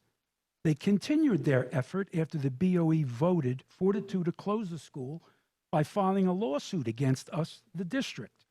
The 2 dissenting votes were just retired school board vice president Jeff Holbrook and present president Marjorie Schiff. That same year, there was an election with 4 candidates running for 2 seats. The 2 candidates that lost were both heavily involved with the anti-closure effort, with their campaign being an extension of that effort. One of the people who lost was recently elected member Rory Burke. The winners were Scott Posner and William Refkin. They both were in favor of closure, if I remember correctly. The next election brought Julia Hadlock, the present BOE vice president and one of the founders of the anti-closure movement and plaintiff in the losing lawsuit against us. Last year brought Terrence Chang to the BOE. He too was a founding member of the anti-closure group and another plaintiff. This year brought 2 new members, the same Rory Burke and Elizabeth Garrity. Transparency seems to be a buzzword for all BOE candidates, but as elected officials, not so much. The immediately prior board and the present board have been tight-lipped about anything regarding LES's future beyond 1 year. Even the LES Utilization Committee has no minutes recorded. Sometimes transparency is achieved unwittingly by inaction. Prior to asking Julia Hadlock at a meet and greet before this past year's election, I did not think there was a concerted effort by the BOE to keep LES shuttered. I asked her, considering the accuracy of the BOE's prediction 5 years ago regarding today's school population, coupled with the prediction for the next 5 years showing continuing population loss, what are the future plans for LES? She replied she did not believe the numbers were accurate. I explained that they came from the board. She again stated she did not believe them. I left that at that, as it makes sense arguing with someone that didn't believe her own board's numbers. This time, this takes us to tonight. I was repeatedly told via email from President Schiff that unless a certain amount of BOE members wanted to discuss this publicly, it would not be discussed by them.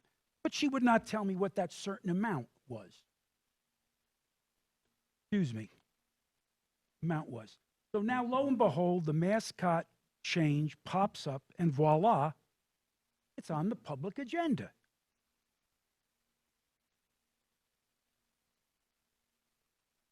Please prove me wrong and announce immediately the opening of the LES gym. And before the end of the school year, have some kind of action plan to discuss with the public. It hurts me greatly driving by that school, even though 4 of my children went there, but I know the school was the teachers in the school, not the building. But the building is being wasted, a gym that's 5 years unused, the newest in the district. That's a malfeasance of your duty. Prior to Terrence Chang's election, I asked him if he could do something about the utilization of LES. Obviously, that wasn't in his agenda because he was for the closure.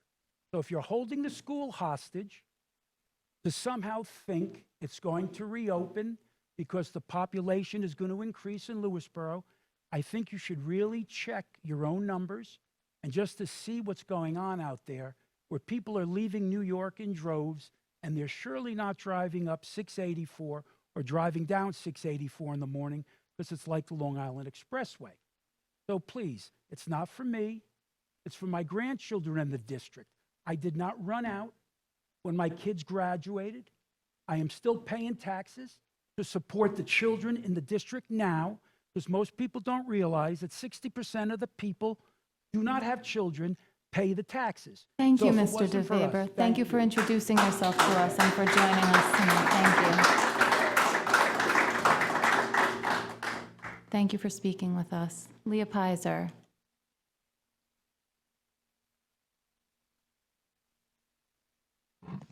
Hi, I'm also here to discuss LES, if you can hear me. I'd first like to thank Mr. Selesnik because I understand you have been working very hard to try to get a deal with the town, and that has been the only positive, you are the only positive force that we have heard about recently, so thank you very much for that. As a community member, I'm beyond frustrated that this asset that you all own is sitting basically vacant, barely shuttered, and decaying every day. The community has asked for explanations, and we've received nothing. At this point, being ignored is really just not an option anymore. We've gotten excuses about why it can't be leased, fair market values, all ridiculous legal jargon, and as an attorney and a litigator, it's not real. Fair market value of something that nobody wants to rent for 5 years is nothing. I also question, when has this been marketed? Other than the first year, where's the marketing material? I go on and I look to see how this is being marketed, and I haven't seen anything. And I also happen to be a broker with Douglas Elliman, and my husband's in commercial real estate, and I see no marketing efforts on this. And I would love to know what has been done in the past 3 years to make me feel that this hasn't been thrown completely aside, but I'm not expecting answers. So the other thing is there have been a few people who've leased it, and the firsthand accounts from them have been it's dirty, it's falling apart, and it's really now becoming unsuitable for tenants. That's what happens to vacant buildings. They fall apart. So not only are we doing nothing with this asset, not even the lawn is being mowed, and that is actually something that was in minutes at some point. And as Mr. DeFavor mentioned, I was stunned to go on to see that LES Utilization Committee to look at the minutes because I know people who have been on it, and they're gone. So I'd also love to know where the transparency in that is and where those minutes have gone. So, and what also shocks me is there are 2 members of this committee, of this board, who were, just so you know, they commenced an action against our community that we then paid for to reopen LES. If you want to attract people to this town in order to bring enrollment back up to a place where they may ever be able to use LES again, which would be lovely, why wouldn't you create something that would make people want to move here other than a vacant building with a couple of police cars? So do your best to attract new people. It seems like a no-brainer to work this out. And just so you know, if it doesn't, for all of you whose children love that basketball rec program and every year are excited about it because they're not necessarily athletes, but it's a place where they bond, and in a day where obesity is high and people are vaping, over 100 children are going to be cut from that program. And this Board of Ed has an opportunity now to save that program, so let's hope they do. And, you know, I'd like to say I appreciate more, but the bottom line is your legal obligation is what it is. It's to take care of our assets. And sitting back and doing nothing is not an option for you. You all wanted this job, so please actually act on it. Thank you for joining us. Thank you for speaking with us. Tom Brummage.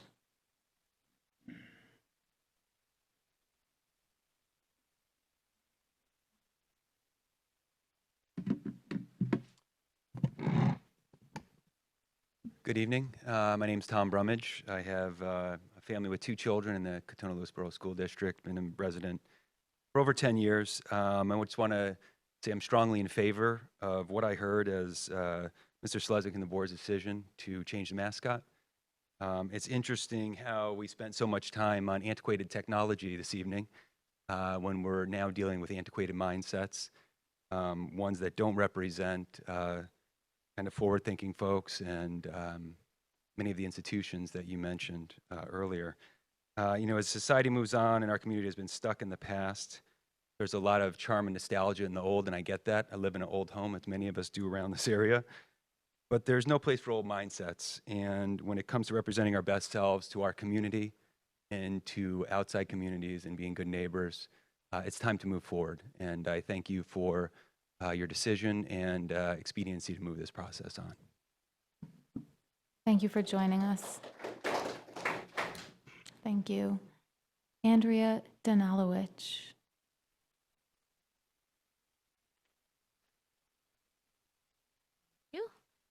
I wasn't planning to say anything about LES, but I would say that it is probably the biggest discussion on the public boards to someone who joins this community.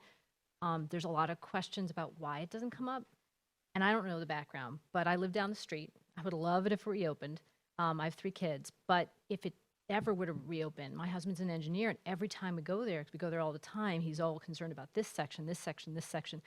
We have to maintain it. We have to. So we have to either rent it to make fees to do that, or we have to figure something out. But I'll tell you that that is probably the #1 thing that people can't figure out about the Board of Ed. Okay. Also, if the mascot's on the agenda, then really LES should be. It's a much bigger flashpoint, I would say. Thank you, Terrence Chung, for raising this topic. I think it's really, I'm glad it was raised because And I want to thank both the people who made comments on both sides. It's one of those things that should be handled thoughtfully. I moved here a few years ago. I will say that when I read in the paper that our mascot was the Indian, I was very surprised because it feels like walking back in time for someone that comes in from the outside. But I didn't feel strongly enough to take action, right? But once it came up, which I think says something, right? But once it came up, my husband and I had a spirited debate. So we agreed, because we have different opinions, that tradition, history matters, that there can be concern or sensitivity about change itself and the challenge of even picking a new mascot. And he also felt that the BOE has more important things to deal with, as someone raised. And so I think the point is, either way, don't make it a long, drawn-out process. That would make it just worse. But my feeling was, do we care more about keeping the mascot than people who would want us to change it? It made me very sad to hear in the comments that we get letters from groups that want us to change it. Like that is just heartbreaking. I think our particular community is well off and largely not people of color. And I think that does matter to consider it really does matter with the decision we're making. I also had this thought of, would our kids put John Jay Indians on their resume? I would propose they would not. Okay, so I'll tell you that I hire a ton of people. I'll simply tell you that it says something about the community that they come from, whether it's intended or not. Then you can disagree with me.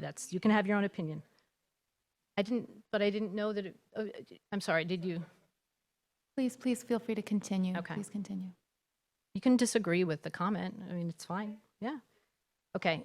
I believe that the important thing is unity of our community and our schools. And I believe that any of us here would rather not have a divided community, right? I don't care enough about this issue to have a divided community.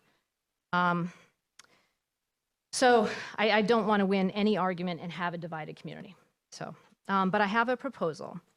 So I was researching this of how do schools handle this, because not every school that uses such names is actually being disrespectful, because in some cases, the name has had the blessing of a local tribe or being used by a native school themselves. So in Oregon, schools are required to get a tribe's permission to use or keep a Native American mascot. So my proposal would be that this could be proposed to be made a decision by a local tribe. I did find a couple, if helpful. And so it would require a group to want to keep the mascot enough to seek permission to keep it. So that is one thought. But I will say, most importantly, that we just have to keep this positive and community-based, because to this point, we're more about ourselves. We're more about ourselves being a group. The last thing I would say is, if we think 20 years from now, are we going to care about this decision? I don't think any of us will. I mean, 40 years from now. I really believe we will be walking around, living our lives, not thinking, 60 years, about this decision. But there are groups that will think about this. So that's also what I would say. Thank you. Thank you. Thank you for joining us. Thank you for speaking with us. Robert Keston.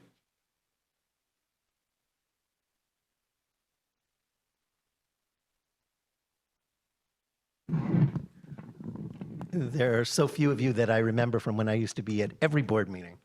But that's when my kids were in the school, which is a long time ago. But both of them who did have letters from teams, which is not what I'm here to talk about, both said that the name should be changed, and they're still surprised that it wasn't changed when they were still in school. But they do still have their letters. On the note on the technology that we were talking about, I used to run an organization in Washington, D.C. called the Center for Screen Time Awareness. There's a lot more to discuss than what you certainly discussed today. And I will tell you that when I ran that organization, not too far from the nation's capital, many people who were in the industry, both the tech industry and the entertainment industry, would call me and tell me that they have no electronics in their homes.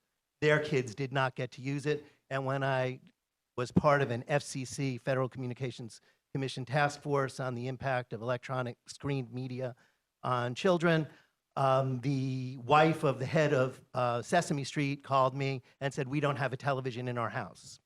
So if those people aren't using that kind of technology, you should really think hard and fast about how you use it. You can't get away from it, but you should certainly think how you use it. On LES, the gym obviously is an issue, and you're hearing about it. My concern is the taxes. You guys are a tax authority, and you're charging the town to use the space for offices. They are a taxing authority. By goodness, we're being charged twice for the same space. We're paying you, as I understand it, to maintain the schools. We're paying them to maintain the roads and other things in the town. We're being taxed twice for the same stuff. That's not good. Our tax deductions, because of the federal government, have been slashed dramatically. So it's now $10,000, which means that the value of the homes, the value of properties, for the most part, has been dropping. I live in South Salem part that's closest to Ridgefield. Our prices just continuously don't come up. You can't really sell a house unless you sell it for far less than you wanted. People aren't moving here partly because of that, and partly because people can't really sell their houses very easily. The taxes have to be put in control. You can't charge twice. You should be allowing the gym to be used. If there are expenses in using the gym, that's one thing. But to charge rent and have the taxpayers of this town pay for it twice is not a good idea and really not thoughtful on the part of the board. We are taxed fairly if we compare ourselves to neighboring towns. But for the services that we get and for all the other things that we have, most of us do feel that we pay too much already. If you charge for the gym, if you continue to charge for town offices, we are being double taxed, and something has to go. So I would hope that you will reconsider what you charge the town now, because it's not fair to the taxpayers. And I certainly hope that you will utilize the space at LES in a proper way and not burden the taxpayers who are already paying for the building and who are already paying for the upkeep and are already paying for everything else, because that's what the taxpayers do. And as it was pointed out, a vast majority, or a good-sized majority, of people without children in the schools pay the bulk of the taxes. That's probably not including people who send their kids to private schools. And I've lived in northern Westchester for about 60 years, so I think right now I beat almost everybody. And it just doesn't get better. It doesn't get better. And it's up to people who are in elected positions and appointed positions to do the right thing by the people who live here so that we can feel good about our community and work better together on building the community rather than depleting the community. Thank you. Thank you for joining us and for speaking with us. Nick Giardina.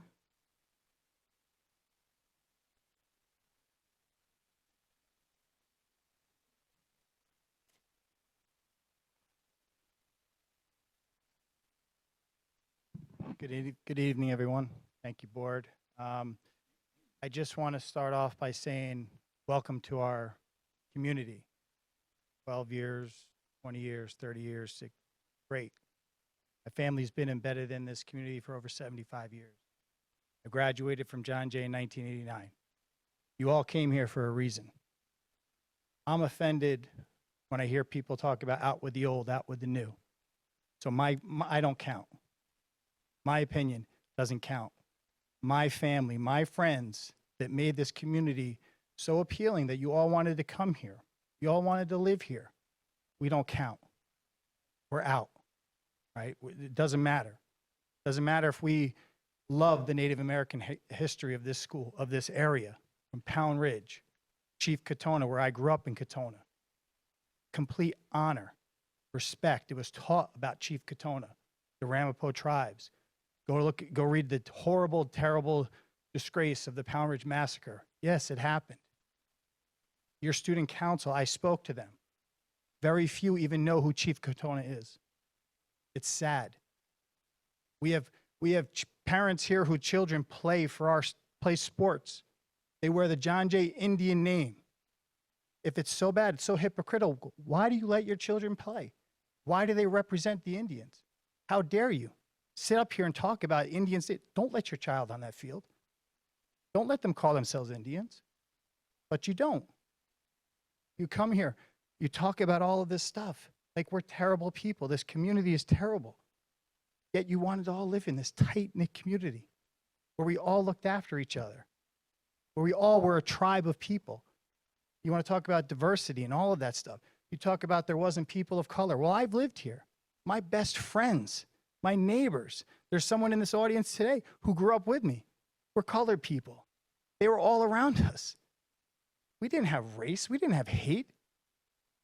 But things moved on. Like you said, out with the old, in with the new. Well, if this is the new, good luck, board, because you will never have a tight-knit community.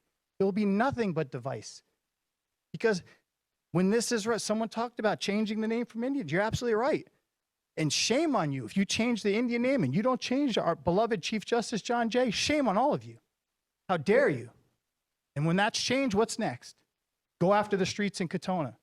Get the monuments down. Get the statues down. Take the colors off. We don't like purple. We don't like blue. Get them all down. Where does it end?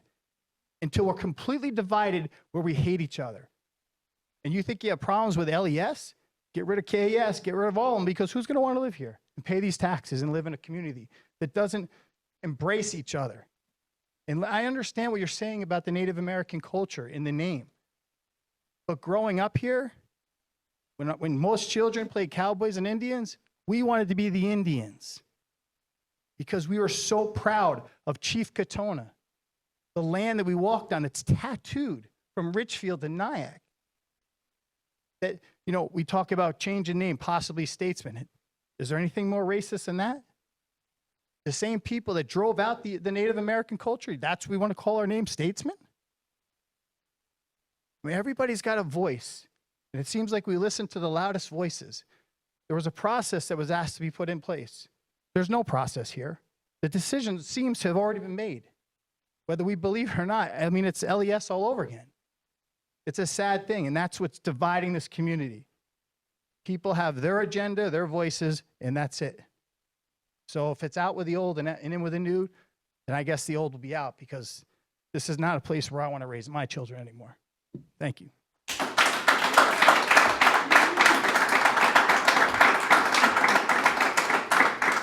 Thank you for speaking with us. Sawyer Reed.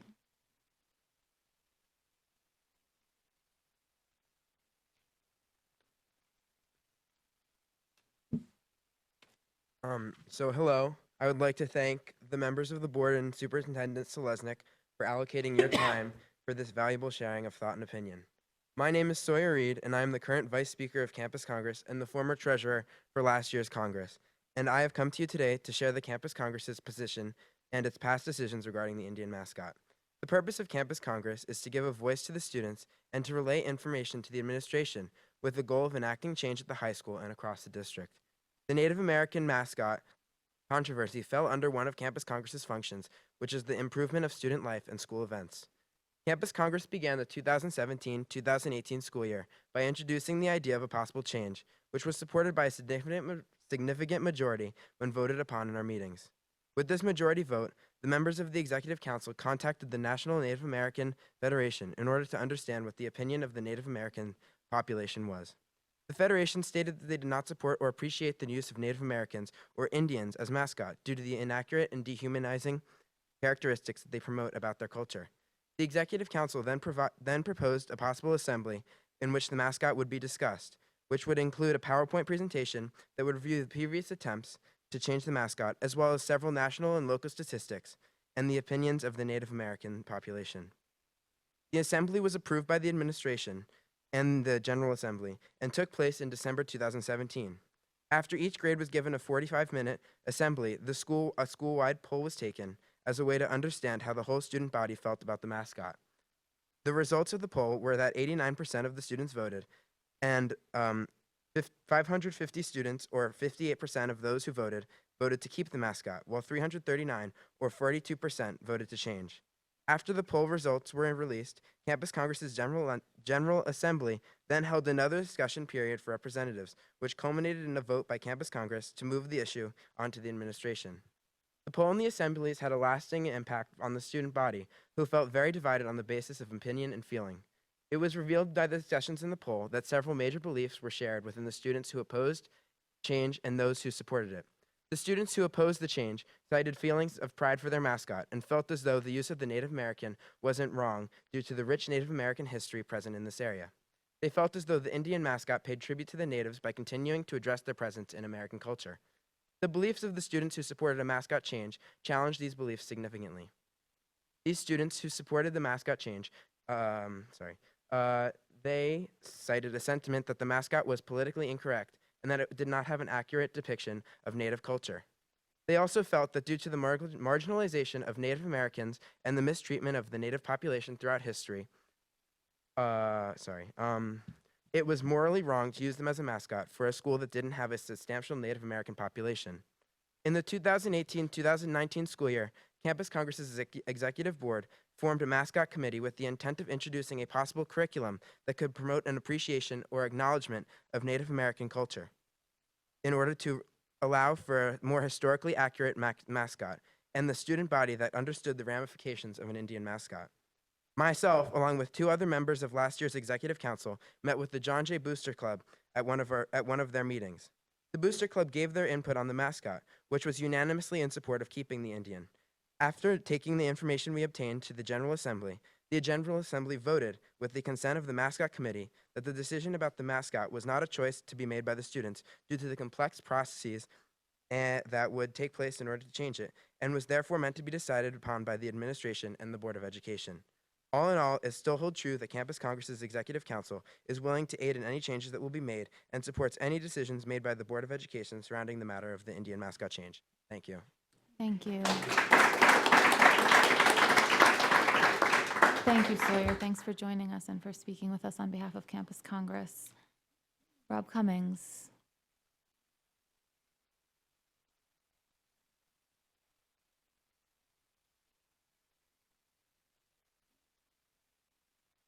Hi, thank you. Thank you, board, and thank you, community members. My name is Rob Cummings. I'm 20 years, just for the record. I came here to talk about the mascot, but I also wanted to address LES, which I think is vastly underutilized. However, I think, I'm not sure everyone's aware, I think 20 to 25% of the building is being used by pretty much every town office for the town of Lewisboro, including the police department, the judges, the court clerks. The court is there, the town of Lewisboro court. The building department, the planning department, the assessor, and the tax office is there. That's a lot of people that are there every day. The characterization of it as a crumbling piece of our infrastructure, I think, is fairly incorrect. And I have a pretty good idea because my wife works there. So anyway, I still think it's underutilized. And the gym, our nice 10-year-old gym, it's criminally underutilized. So I'd love to see that being addressed. I just had one question about the mascot, and I thought about it. I came here without anything really to say specifically, but what if our mascot, or what if John Jay were alive today, right? And he objected to the use of his name for our school. Would we change the name of our school? I think we would. So John Jay is not alive, but it's a mirror question of people, the American Indians, Native Americans, Indians, whatever you call them, are telling us to change the name. Maybe not all of them, but a pretty representative selection of the country are telling us to change the name. So in the same way as if John Jay were alive today and said, "Don't use my name for the school," the Indians who are alive today are telling us, "Don't use my name for a mascot." Thank you. Thank you for joining us and for speaking with us. Samuel Spion.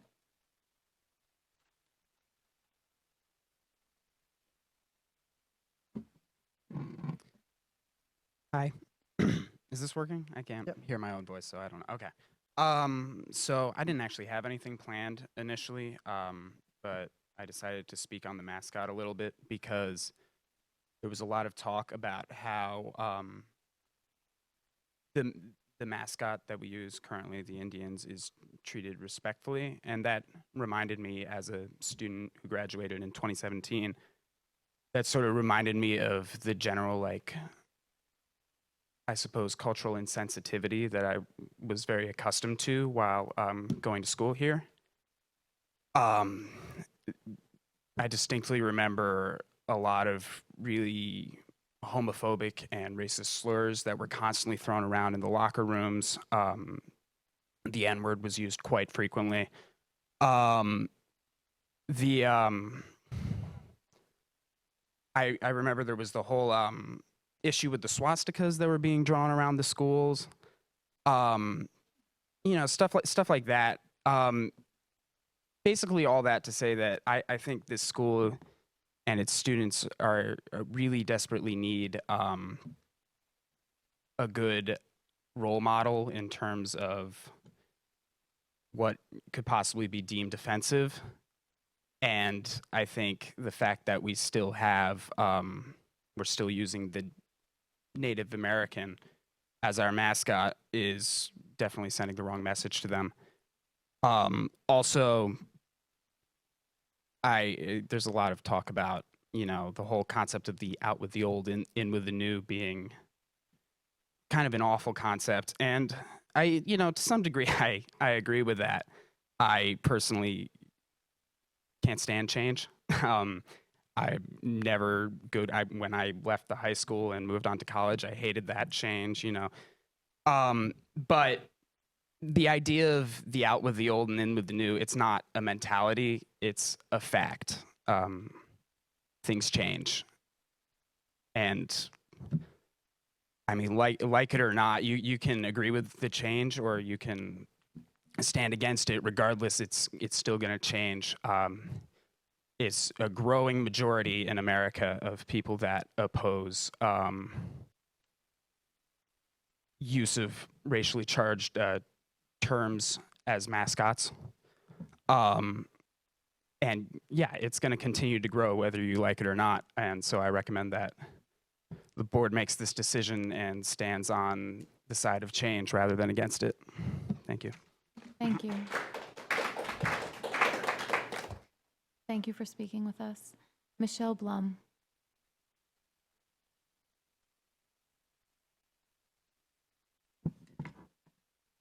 Thank you for letting me speak.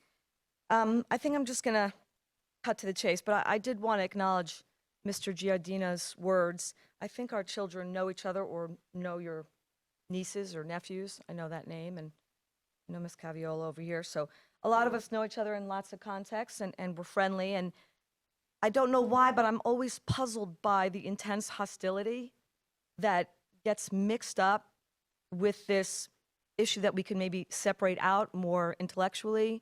And I just want to say, this is what comes to my mind when I talk to my children about mascot. By the way, I've been living here for over 20 years. I have two sons who would never go to a pep rally. I didn't even know it really existed until my daughter, who's an athlete, you know, had to be hospitalized, couldn't make it, and was beside herself, so upset about it. So I can see, I have family members that are all on the spectrum here. I would just ask a question just to consider.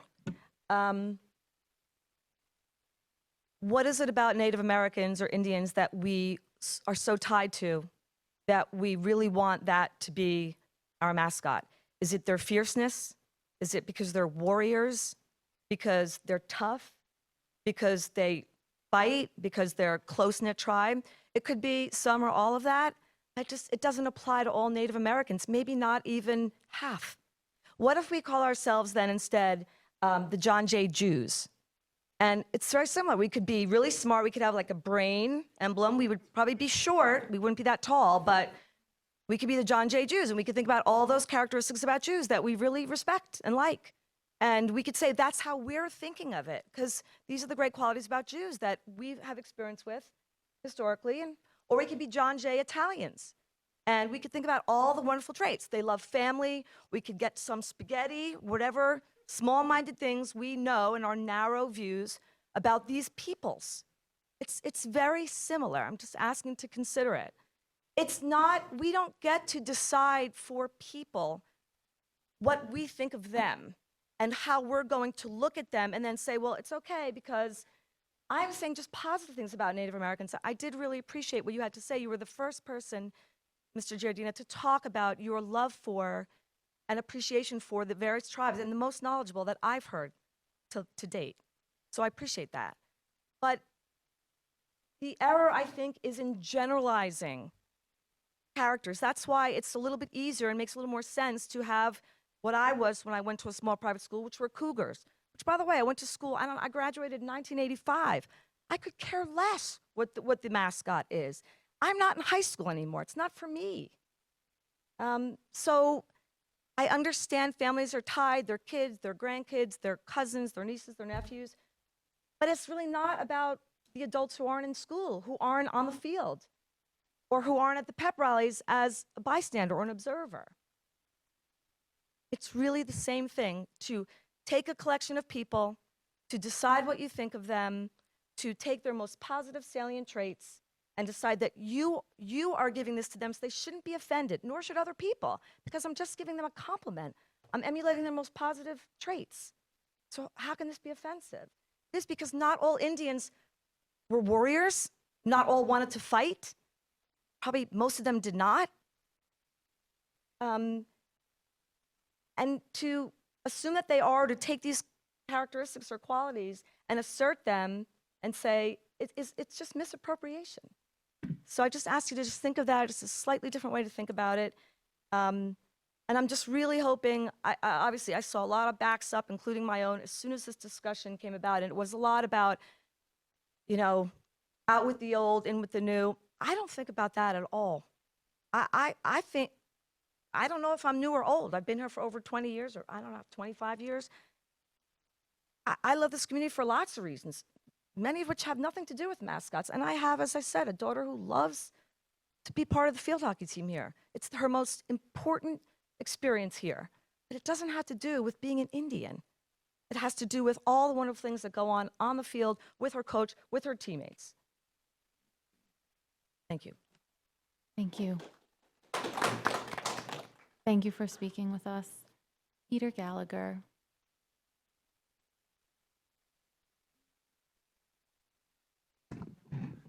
I too wasn't planning on speaking, but was moved by much of what was said. I said to many people before I got here, there is no point in discussing this because the board has already made up their mind. I felt like Rory did, having been through the LES debate, to say to everybody, why expend all this energy when the decision is made? But what the conversation, what I see now is there's a lot of value in having this conversation, in hearing the different points of view. And I think just moving quickly to a decision, we're losing an opportunity on what we're teaching the student body about how to have this discussion. We're in very confrontational times and divisive times, and I'm not saying we create some long, drawn-out process, but we need to think through the process about how we use this as a learning opportunity for our students on how to have these debates on different extremes. And some people are very intellectual and thoughtful, but then there are also divisive opinions that got me upset when people are talking.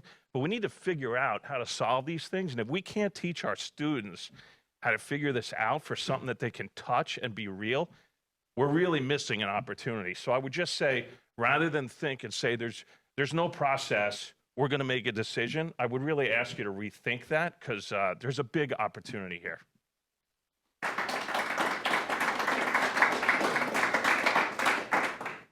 Thank you for speaking with us. I'm not aware of anybody else who is waiting, who signed up, but please, if anybody else is also feeling inclined to speak as a result of having heard previous comments, we welcome you.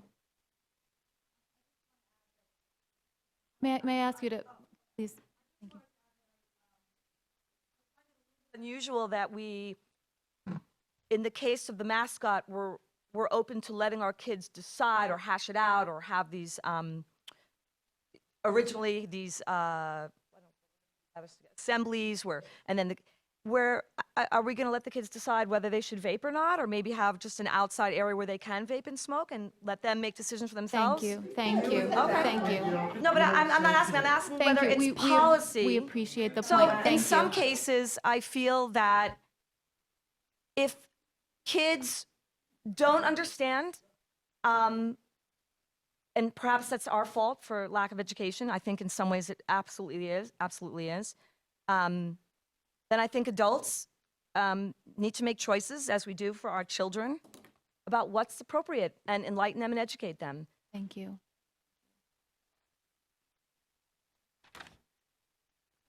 I'm so sorry. I should clarify that we typically don't go back through for second remarks from same individual, so I sincerely apologize.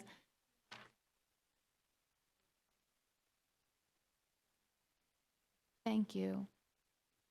And is there anybody new who's waiting to speak? Please, yes, thank you.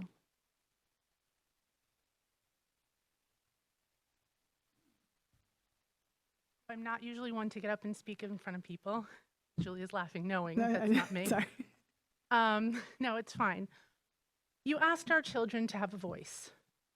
I have a son who doesn't normally speak up for his opinions, advocate for himself. You guys gave them that option to do that. Now you're telling them that their voice does not matter in a world that we need our children to learn to speak up. Many of these people have athletes, some do not. Many of us, all of us up there are volunteers. We bust our butts to make everything wonderful for our children. And I feel by telling them that they don't have a voice, you're telling them that they don't matter. I'm not okay with that. We vote for you guys to be here. We ask that you have a voice for our children. We ask for our children to have a voice. We advocate for our children. But if we tell them that their voice doesn't matter, what are we teaching them? I don't think we're teaching them the right lesson. You guys have made your decision. I'm aware of that. Breaks my heart, but it is what it is. And for me to now go home and tell my son his voice doesn't matter kills me. Because they bust their butts out there. They want what they want. They do what they ask the students what they wanted. He came up and he told you what they wanted. There was a split, but it was on the side of them keeping the mascot. I am sensitive to what has happened in this world. I am sensitive to the fact that I've been down this road. My family, my children are half minority. But you know what? We've grown through these things, and we've taught them how to get through these things. And my son holds an Indian to a higher status. He's not looking down on them. He's looking at them and going, I want to be like them. So for people to sit there and say that we're doing it wrong, we're not. We're teaching our children that they were brave, they were bold, they were great, and they were a part of our history. We cannot change what history was, but we can move forward and teach them the right way.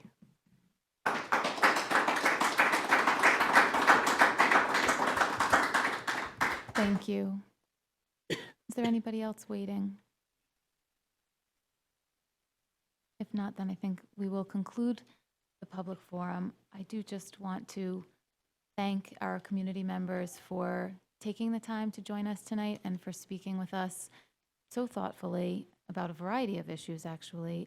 We will have an opportunity to come back into board dialogue and speak as a governance team in just a few moments, but we sincerely appreciate your perspective and your civil discourse, so thank you for that. I think with that, we're ready to turn our attention to the consent agenda. I just want to check in with my board colleagues because it is getting late and we've been sitting for quite some time. If people are feeling the need for a quick 5-minute recess to go to the bathroom, to get a glass of water, I'm happy to call for that. If people would rather just push on, that's okay too. So why don't I do it this way? If somebody else would like to make that motion, go for it. And if nobody makes that motion, then we're going to just carry on. I have to go to the bathroom. Would anybody like to second? Seconded by Rory. So this is going to, we'll all vote, all in favor of a 5-minute recess? So- We're now so 6:0, 10:05. so we will reconvene in 5 minutes At 10:05. at 10:05. Thank you. It's like this. Thank you, if they everybody, get for a your sense that it's patience. Part of like a hyper. We're going to reconvene in just a moment.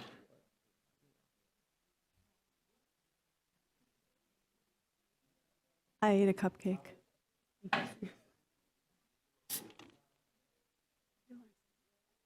For what it's worth, spoken person. No, the guy from Campus Congress. Fantastic. Yeah, fantastic. You don't learn something from him. No one stayed. Okay. More like it. Yeah, really. That's what we're used to. Where did everyone go? I think we are ready to reconvene. So first, let's turn our attention to the consent agenda. I'm going to make a motion to return back into our public session, seconded by Julia. Thank you. All in favor? 6-0. Great, thank you. Just returning now to 8.01. I'm not aware of any items that need to be pulled out for separate voting, so would somebody like to move the consent agenda? Moved by Scott, seconded by Rory. Any discussion or questions? Okay, if not, then we can vote on the consent agenda. All in favor? 6-0. Terrific. And this brings us to board dialogue and discussion. I guess I would just like to start, if you don't mind, by observing that we heard such a variety of thoughtful perspectives shared. I almost feel as if the community anticipated almost anything we might now say. There's a lot to talk about. I'm not sure how much of it we'll get to this evening. And there are a number of topics. I guess I would also just ask the board, if you don't object, if we can just clarify, and if I can just check in for shared understanding regarding the process for deciding what it is we're going to talk about and where we're going to talk about it. So, generally the administration recommends topics to us. Board members also have topics of interest. And we, the board, meet every 2 weeks, and this is our business meeting. And generally, we, the board, and the administration set the meeting agenda. We typically do not establish agenda items on our public meeting agenda in response to a concern raised by an individual community member. Certainly, a response raised by an individual community member might prompt a board member to feel as if there is an emergent need to have a public conversation, but otherwise, typically, are we in agreement that this is our process for establishing our business meeting every couple of weeks, and that we actually establish those meetings at the beginning of the year? Separate from that, I guess I would also just mention that this is the work that we do in the public eye and that we are required by open meeting laws to do in the public eye, but this isn't all of the work that we do. There is work that occurs outside the public eye in executive session. And there are some topics that are really only appropriate to talk about in executive session, and that includes rental agreements and leasing of our property. In addition to that, there are yet other meetings, and I think to myself about a very successful meeting, actually, that Andrew convened last, I think, spring, when the SALT legislation was initially proposed, and Andrew convened a meeting of the town supervisors of the 4 municipalities that we serve, and the comptrollers, and the tax receivers. And as a result of that conversation, we all learned a lot, actually. And we really went out of our way to respect the various perspectives of the different municipalities and of the school district, and to make the best decisions that we could on behalf of all taxpayers. So that would be just another example of an opportunity for work that happens outside of the public eye, led by the administration, and in that case, I attended those meetings. With regard to LES specifically, and I'm glad we had a couple of community members come to speak with us, because this is clearly the only real venue or forum for community members to come and engage with us, so they are not present at the moment. but I know it is hard sometimes to drive past LES and to not be reminded of the vibrant school community that it was. But in recent months, I've actually been driving by LES and feeling very hopeful, I guess I would say, not only about the successful partnership we already have with the town of Lewisboro in that building, and I appreciate that the point was made that we do lease 20% of the building, and that's not the only existing lease that we have, but also that this year's fifth graders who are going to go on to middle school next year are the first class of fifth graders, rising middle schoolers, to have benefited from full-day kindergarten in our district, and that when the decision was made to close LES, we saved about $2 million a year, recurring savings, and reinvested some of that money in full-day kindergarten. And I think it's actually instructive to be thinking about LES and the mascot tonight, because although these are very different issues, in both cases, you know, there are many perspectives that come to bear. And the perspective that I think, for me personally, is front and center as often as possible is the impact to students and to the quality of the educational experience and the learning environment that we provide in Katona-Lewisboro. And although we can have a lot of discussion about LES, and we can certainly come back to that if board members want to, I guess I just wanted to share my perspective that the opportunity to implement full-day kindergarten and to see those kids move up to the middle school, and also to know that that's the first class of kids who all attended one of the 3 elementary schools that we still maintain, and we've all moved forward and improved the quality of the education that we're able to provide.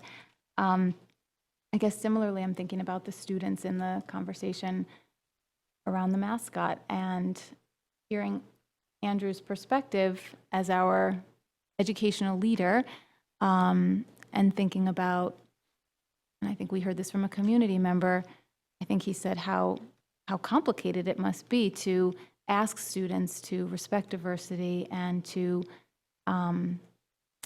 be educated around the importance of inclusivity, and then to go out and embrace the Indians mascot. That's a complicated ask, and that brings us back to the board goal that we have and how we got here in the first place. So in short, that's how I'm thinking about this at the moment, just to set the stage.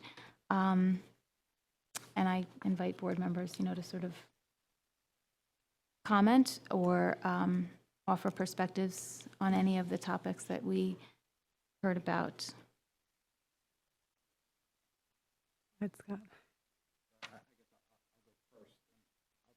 Touch on LES first.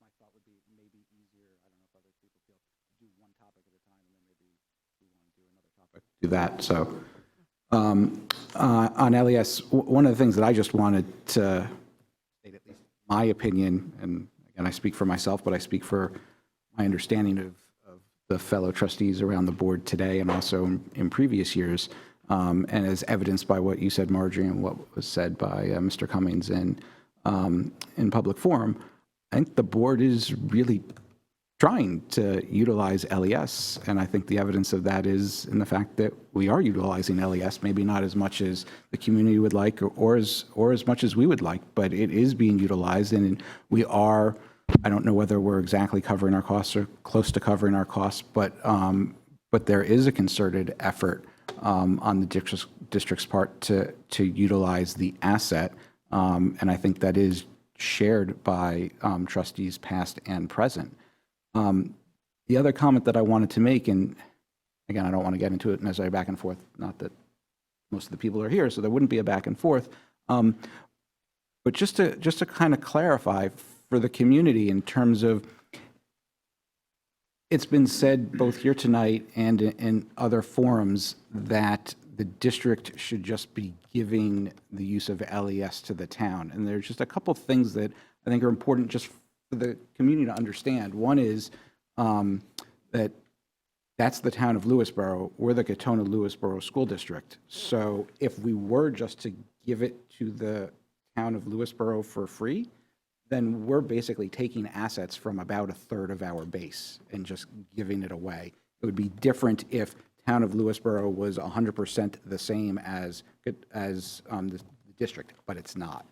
And the other thing that I would say in terms of that, there is a cost to running LES, and then there's an additional cost to running the gym and everything. And if we do give the gym to the town for free, basically what that means is that we as a board are saying that we're willing to take money out of the budget for educational purposes so that the town can run programming.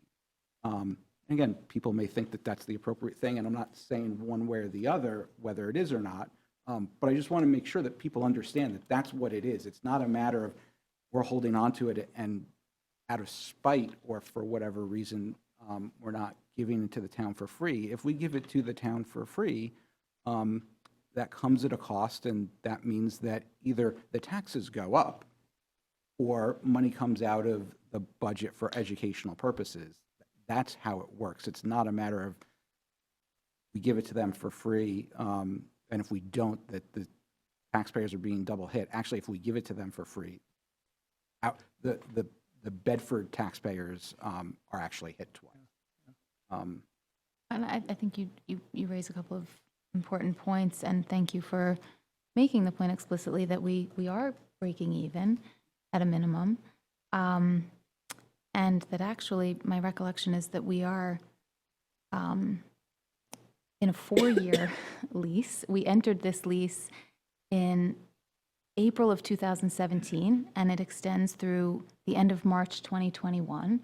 So there actually is a very explicit timeline with respect to our foresight and our shared commitment to leasing the space, at least to the town of Lewisboro, for that period of time, with the caveat, however, that should there be a major need for infrastructure repair or renovation, and by major, it's defined in the lease, which is publicly available, as in excess of $50,000, that would be a reason to exit the lease prematurely, or certainly a reason to reconsider renewing or extending the lease.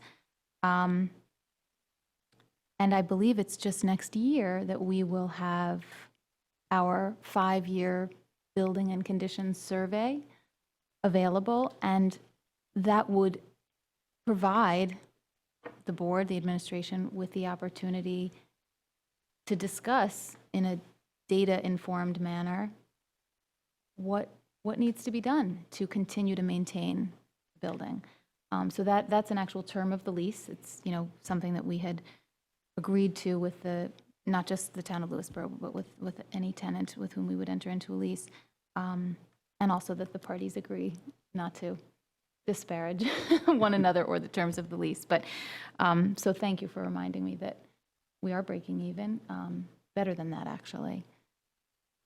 If I could go on with LES, I guess I won't go very far in politics because you can't go far in politics and have a thin skin, but I'm not used to being accused of, I think I was accused, I'm not sure, somewhere in there, of being part of some vast conspiracy that is deleting the minutes of the Lewisboro Utilization Committee and is somehow intentionally depriving the children of Lewisboro of their access to basketball.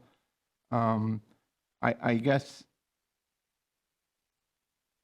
what Scott said is true, is that there's a lot more going on than people think they know. Just because we don't conduct business in the paper and online doesn't mean that no business is going on. And it's absolutely true that the school district and the town are not synonymous. We overlap, but we are not synonymous. So we have to consider all the towns, and if and when we are able to make a deal that doesn't take one dime away from the educational mission and is consistent with the values of the school district and the needs of the school district, then we will do it. And we have. We've done it with the town on many, many other things, as Mr. Cummings said. So I just find it sort of, I guess, disappointing that there's this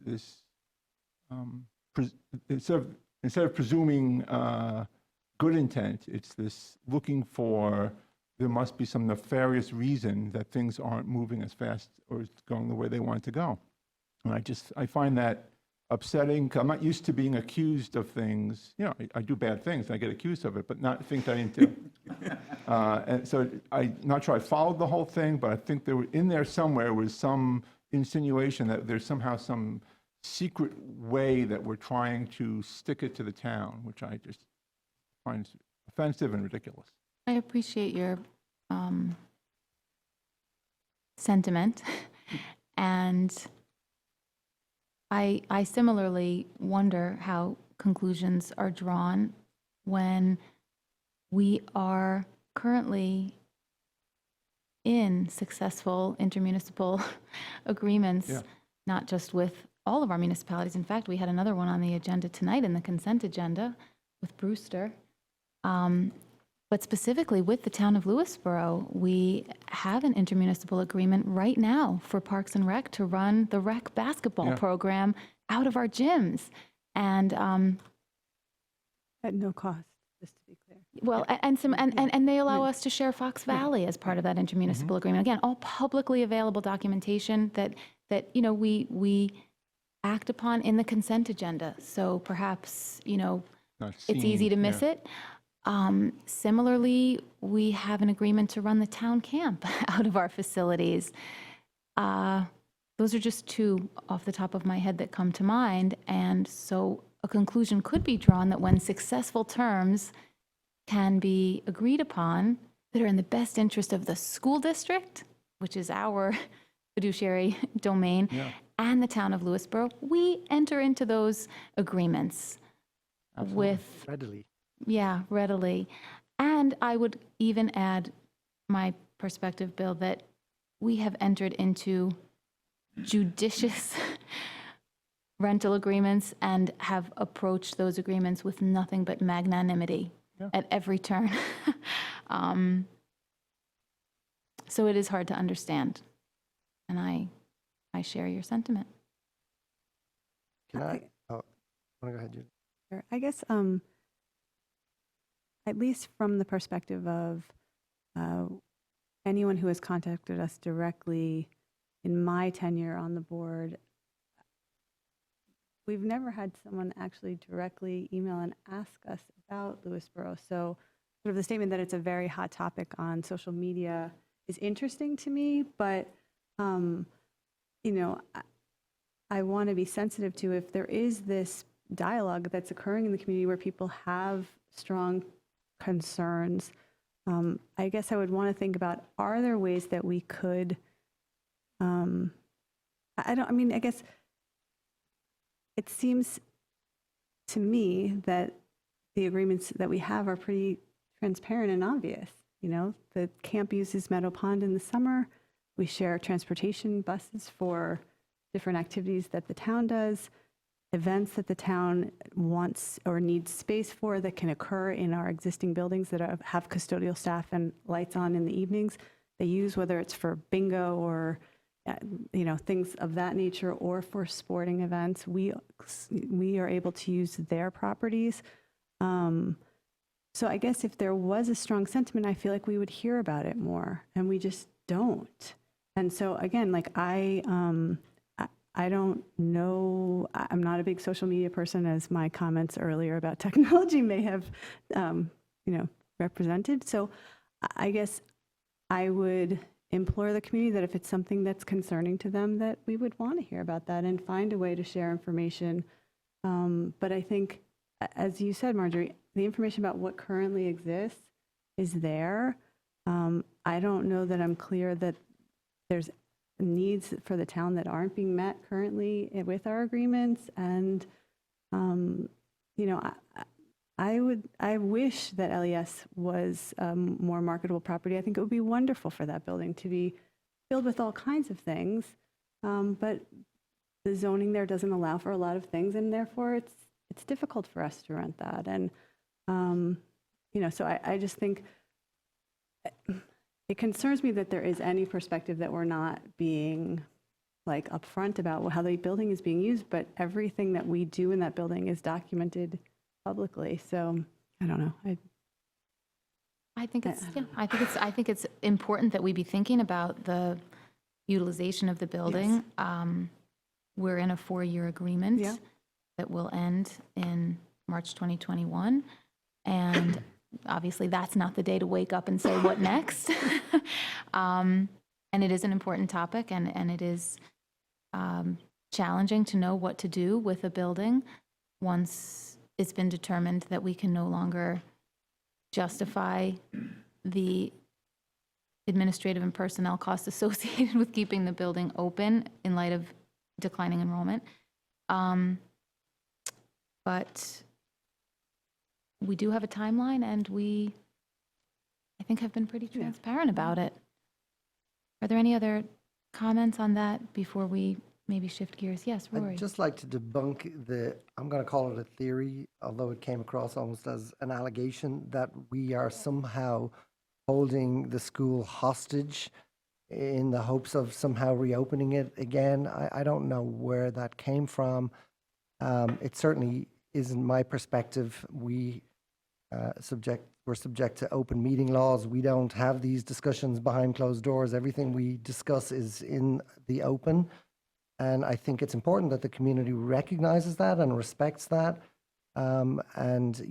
These types of conspiracy theories, if that's what it was, are really dangerous to the community. And I'm more than willing to speak to anybody who thinks that I feel differently or that I've orchestrated something in any way.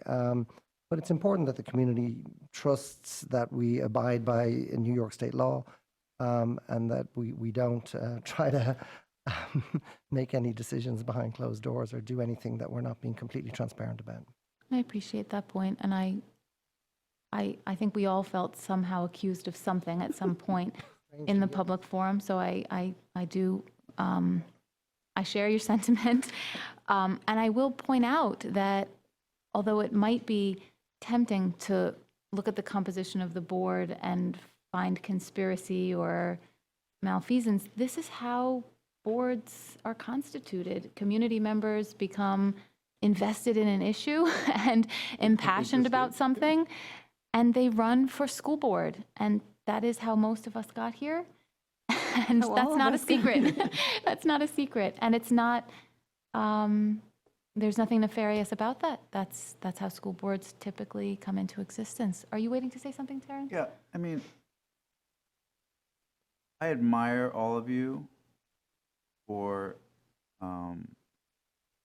being so magnanimous in your response to some of the comments that were made, specifically about LES and the board and certain individuals on the board or serving in the administration.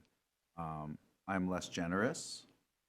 I will say that the use of the word malfeasance, the perpetuation of conspiracy theories, kind of arbitrary and capricious aspersions that are cast in public are extremely disappointing to me as a member of this board, of course, but also I think on behalf of all of us or anyone who volunteers their time to try to serve their community. It was pointed out that official kind of engagement was never put forth by any of these parties to discuss these matters. So I also want to talk a little bit about just a clarification. And Julia and I believe were noted in particular by one individual that we had filed a lawsuit against the district. And just to be clear, it wasn't a lawsuit, it was an appeal to the New York State Department of Education on the matter of LES as we were trying to stop the closure of the school. So there's a difference between filing an appeal, New York State Department of Education, and a lawsuit. Scott already brought it up with another individual's assessment of who collects taxes for what services and so forth. Again, I think Scott was very generous in his confusion, and I will simply concur with you. I'm going to end this segment by saying that I would counsel individuals that want to come to public forum to frankly be better researched, because disseminating these kinds of inaccuracies, in my estimation, it's irresponsible and it's dangerous. You know, we are elected by the public to serve in these positions, and it is service. We are serving the community. Not all individuals are able to win the elections that they run in. So it's an honor for us to do that, okay? So we take on that responsibility with great severity. We do the work, we do the research, we have integrity, and we're truthful and accurate. That's incumbent upon us in this role. So maybe private citizens in these situations have the luxury of making arbitrary and capricious accusations. You can do that on Facebook, you can do it on Twitter. But I would counsel that you probably shouldn't do it in a public forum when you're dealing with official business. It would show yourself a little more respect, and it would show a little more respect for the board, the district, and the community. Thank you.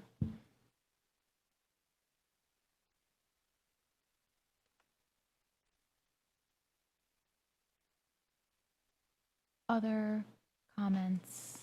Can we talk about the mascot yet? Yeah, I invite you to, please respond or enter into dialogue as you wish. I have a lot to say, so I'm just gonna sit back and let you guys go, because once I go, it's gonna be a few minutes. Okay.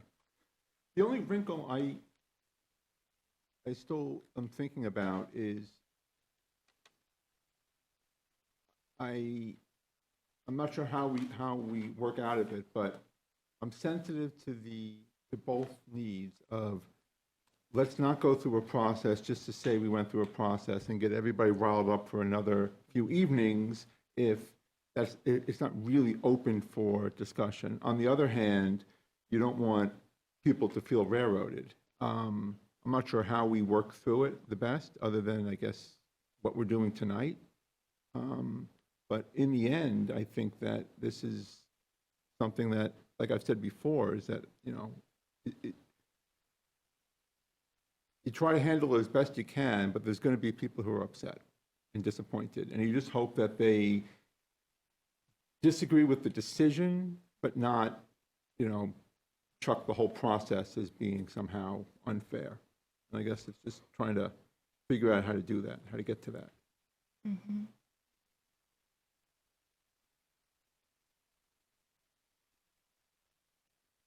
I don't know. I mean, I think equally, I have concerns that having a lengthy process will be more divisive than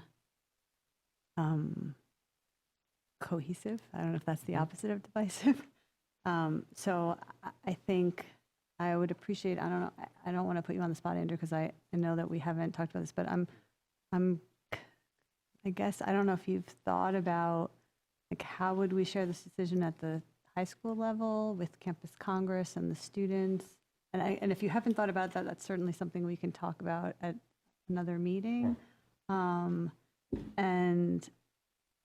I think I'm inclined that, when we discussed this as a board at our last meeting, I think we all said, I think, and I don't remember, but I think all of us said, we agree with the thought that we should change the mascot, and that we asked Andrew to sort of do some research for us. That was our request. And so I think we all expressed our interest in thinking that changing the mascot was the direction we wanted to go.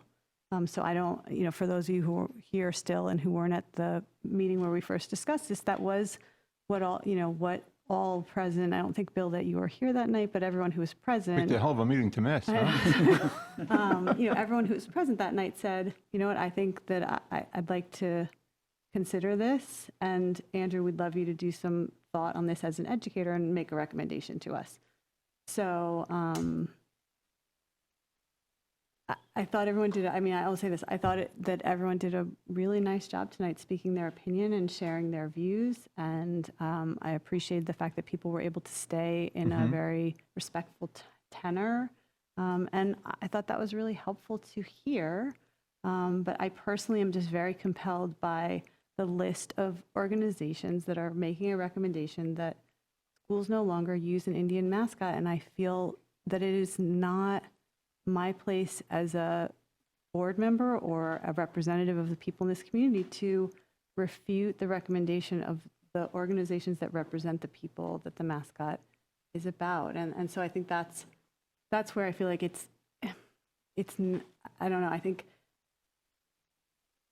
I would like for people to feel that we're not accusing anyone of anything terrible and that we respect very much their feeling about the loyalty to the tradition, but yet there are these overarching factors that really make me grateful for your recommendation and for your thinking and want to support that recommendation as a board member. So I don't know if that was said anything at all, but that's what I'm thinking.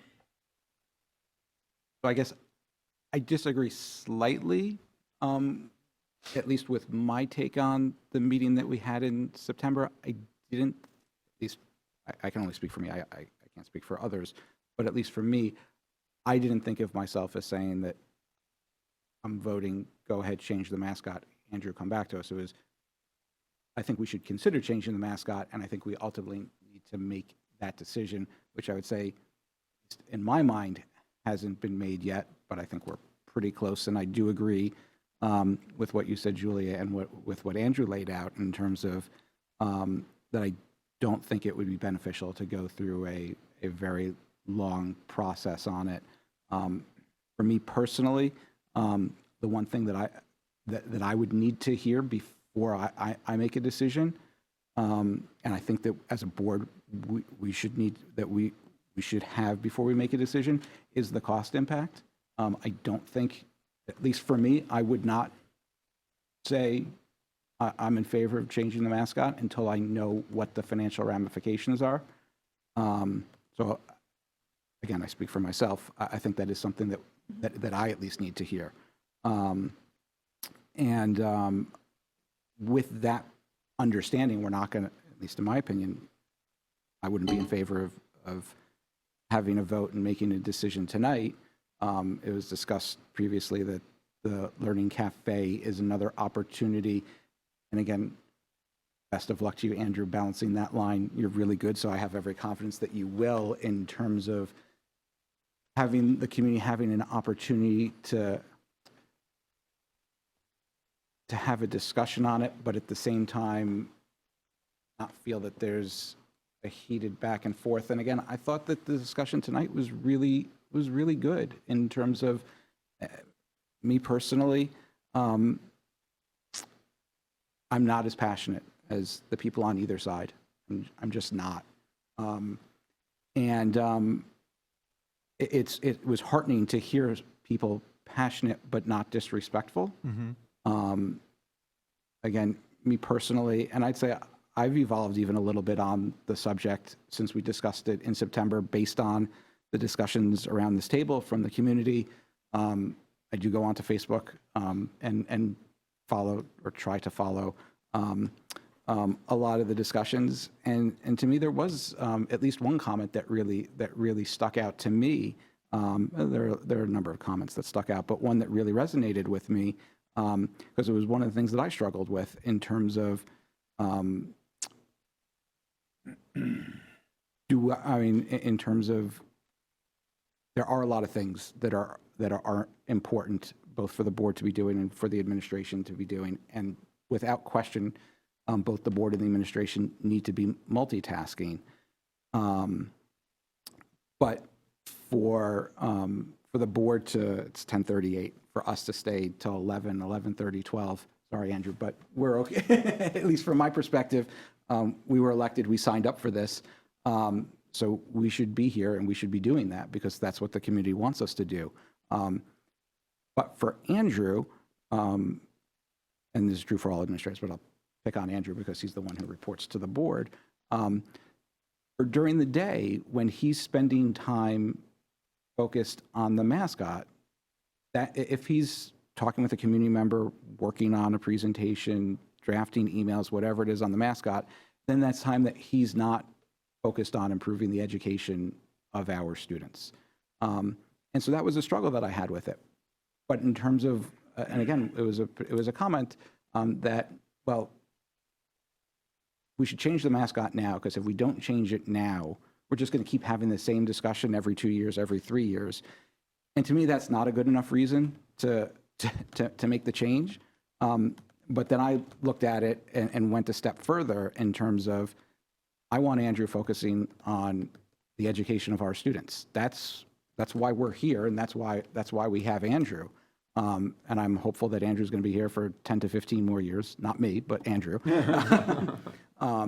And if you play it out over, if we have this conversation every 2 to 3 years, and Andrew's spending time on this every 2 to 3 years, that's a lot of time over a 10 to 15 year period that the superintendent is not spending focusing on educating our students. So while there's no question that time during the day that Andrew's spending on this is not time that he's spending on educating our students, I think from my perspective, over the if you take a longer picture as opposed to just a narrow snapshot of the next 3 months, I do think it's beneficial in terms of for the education of our students. Where do I want our superintendent spending his time over the next 10 to 15 years? I want more focus on educating our students, and I think changing the mascot helps enable that. The one other thing that I want to touch upon, and it's an important one in terms of, and again, it's a little bit of a misconception that I don't like the idea of correcting people, but just so that people have the facts. In terms of what happened 2 years ago, it wasn't the board saying to the students, go ahead, have a vote, and decide what you want to do with the mascot. It was the students incumbent taking it upon themselves that they took this up on themselves and went ahead and did it. And kudos, and that's what we want our students to be doing. That's exactly what we want our students to be doing. So I don't think of it as we delegated this topic to the students, we didn't like their answer, and now we're just stepping in and doing our own thing. I just think in terms of setting that facts, in terms of how that evolved. The other thing that was interesting, and we've gotten a lot of emails on this topic over the past 24, 48 hours, was very interesting to me, and I thought I knew a lot about the history of what happened 30 years ago with the vote. I've spoken before, I grew up in the area, not John Jay, but Byram Hills. I remember the New York Times article 30 plus years ago, or 30 or so years ago, when they voted to change, when Campus Congress voted to change the mascot. And it's clear that some of those people that were on the Campus Congress 30 plus years ago,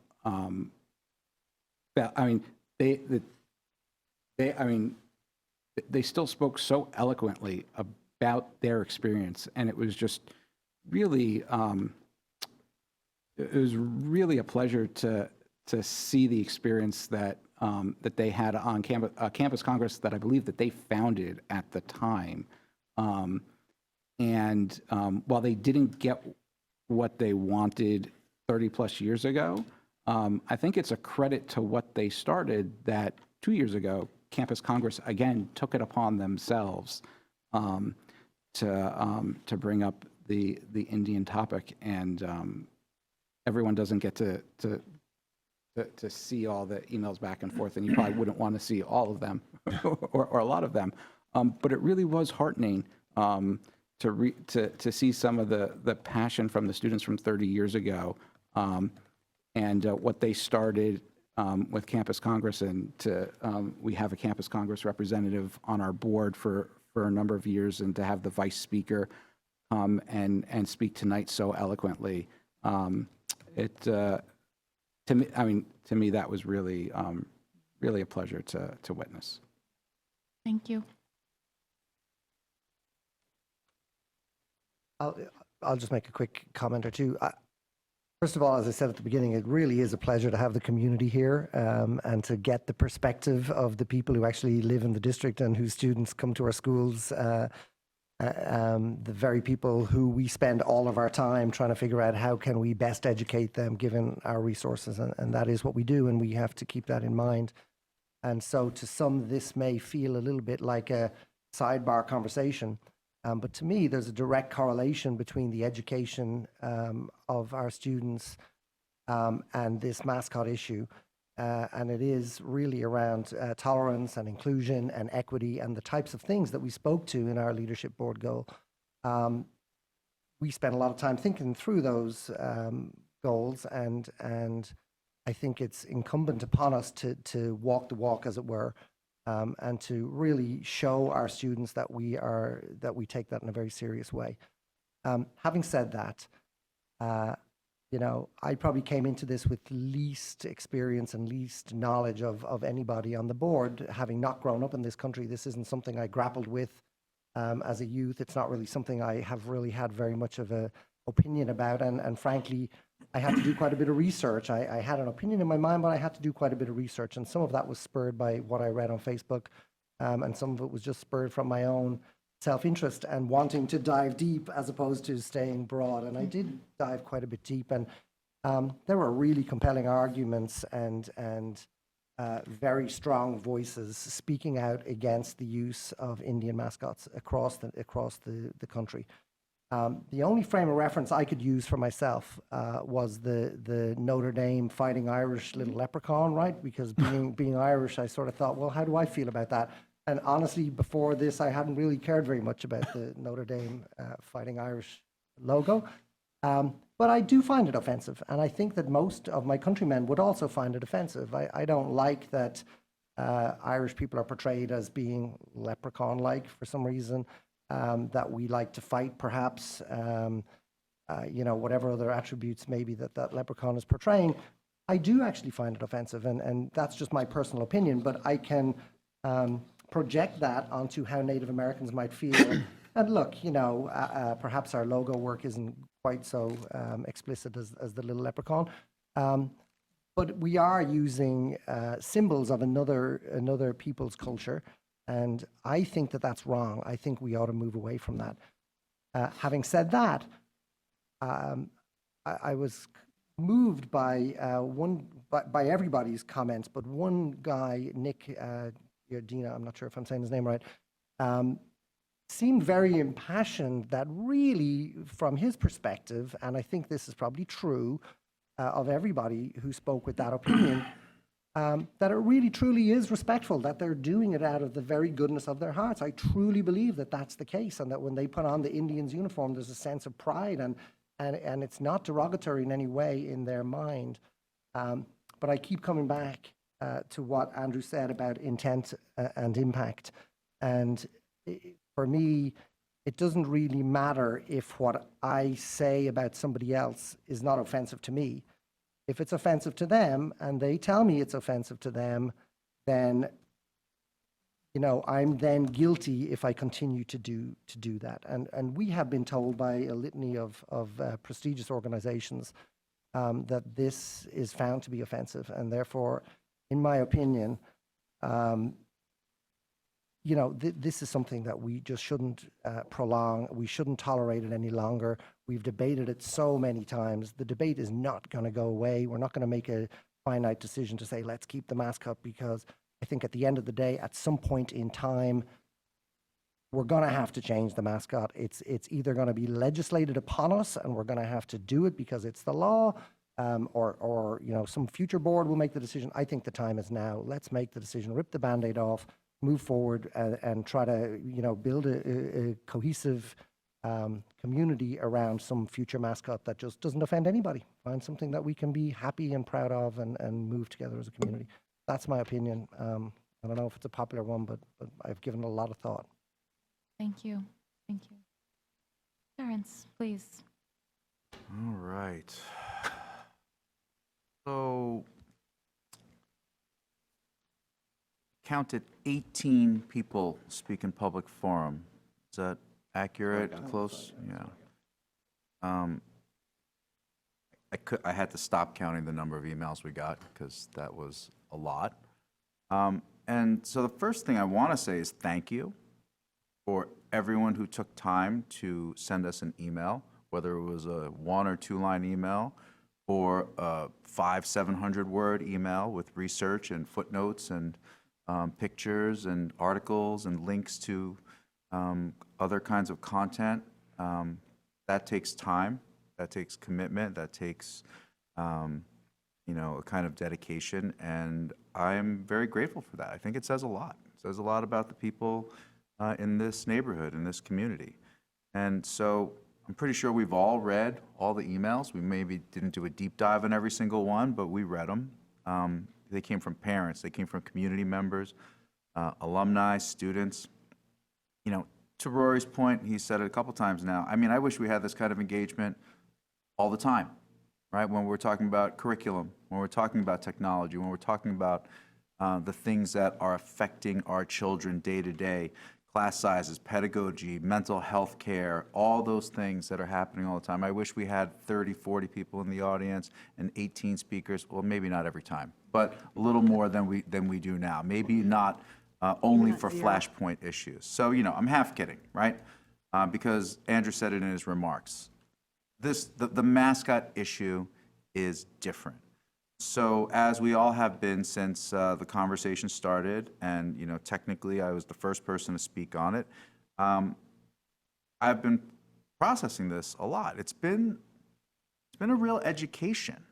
You know, it hasn't changed what I believe or why I believe it, but it's really opened my eyes and helped me to understand both sides. And it's actually not both sides, because there are actually multiple positions and opinions on how to approach these things. So I keep asking myself, why have so many people with all different kinds of connections, with so many different stakeholders and different viewpoints, spent their time to get in touch with us over this mascot? Because really, if you think about it, mascot's just a name, right? It's just a logo, it's words on a jersey or a sweatshirt or a picture on a gym wall. The mascot doesn't physically affect us every single day. It doesn't affect our lives in that way. It doesn't affect our finances. It doesn't affect the well-being or safety or security of our students. It doesn't affect the day-to-day learning in our classrooms. So why are we, as a district, as an administration, as a board, why are we going in this direction? And why are so many people compelled to be a part of this discussion? You know, so the way I've kind of processed it is that ultimately, this is about identity. It's about all of our identity as students, as parents, as community members, and as alumni. Okay, we hear it from the people who want to keep the mascot. It's history. It's always been this way. It's our pride and tradition. You know, don't be pandering to political correctness. The Indian is not offensive. We mean it with respect. We're not hurting anyone. And then if we change this, then what next? You know, that's kind of quick summary. Arguments we've heard from those who want to change the mascot. Offensive, degrading to an entire people. Not something we're proud of, not something that unites us. They use words like disgrace, racist, embarrassed, ashamed. Think of the power of those words. Think of how strong those words are. You know, and then there are really interesting compromise positions as well, you know, folks who are trying to kind of find a middle ground.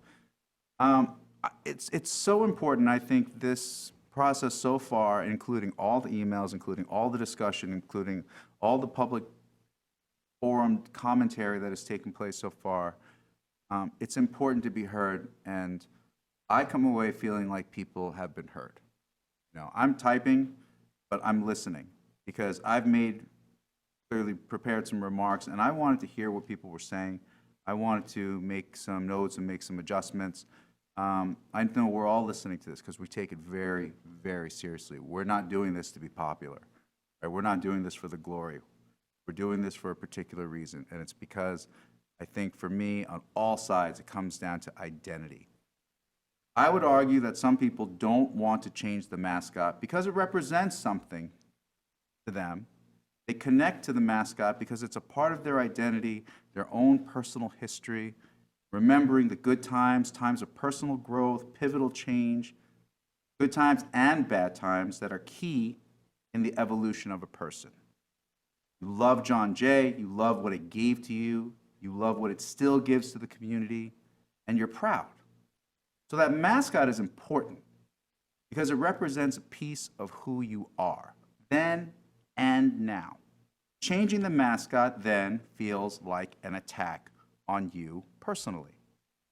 It's interpreted, and I believe one of our public speaker comments said something to this effect, that, well, then I don't matter. I and my experience don't matter. And I think that's a very powerful and legitimate position to have. So I want to say that, at least for me, I understand that. I understand where you're coming from. Okay, that's a really important thing. If you're in favor of changing the mascot, chances are you probably have problems with it on a variety of levels like I do. And I have to say this, and I'm sorry to be pedantic because I know it's almost like midnight or whatever time it is, but the word Indian as a descriptor of the indigenous peoples is a misnomer. We have to get that out on the table, okay? Christopher Columbus thought he landed in the Indies, and thus he called the people that were there Indians. And as colonization took place over the next 2 centuries, the word just stuck, okay? So I think we have to state that out loud. That is not Chang being smart. That is Chang looking something up online and confirming it with a few other sources just to make sure. These are facts. This is history. So even the word Indian is an egregious inaccuracy that has been perpetuated through history. So we said it a few weeks ago, this is bigger than just us. This is bigger than this town or this district. It's across the country, it's across the world, and it causes people anguish and pain. It dehumanizes by turning people into caricatures. And the way you use it as a mascot, as representative of your team, like someone might use a bear or an eagle or a hawk or a lion, is you're essentially turning the mascot into a team pet. So we are using a people, a caricature of a people, as a kind of team pet. A lot of people will not agree with me on that. They will not like that I said it, but I think there's plenty of research and there's plenty of corroboration for that type of position. It's a slippery slope to outright bigotry and racism. I said that last time, and it makes us look like we, as a community, are unsympathetic, unevolved as the world changes around us. So it comes back to identity. One wants to change it, it's probably because this mascot and how it is perceived, personally, nationally, globally, is not something for you or your children or your community to be associated with. You believe that as a community, we are not tone deaf, insensitive, and selfish, and because we love John Jay and what it gives to the community, and we want to be proud.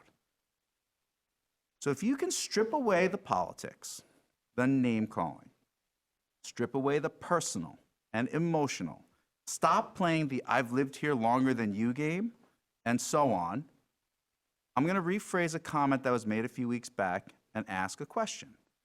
So if all things were equal and you had the chance to choose a new mascot for yourselves, for your children and grandchildren, for your neighbors and friends, would you choose a mascot that distracts and divides us, that offends people and dissuades people from engaging and supporting, that marks us as a community that is unevolved or unsympathetic, and that causes pain for an actual and entire people across continents?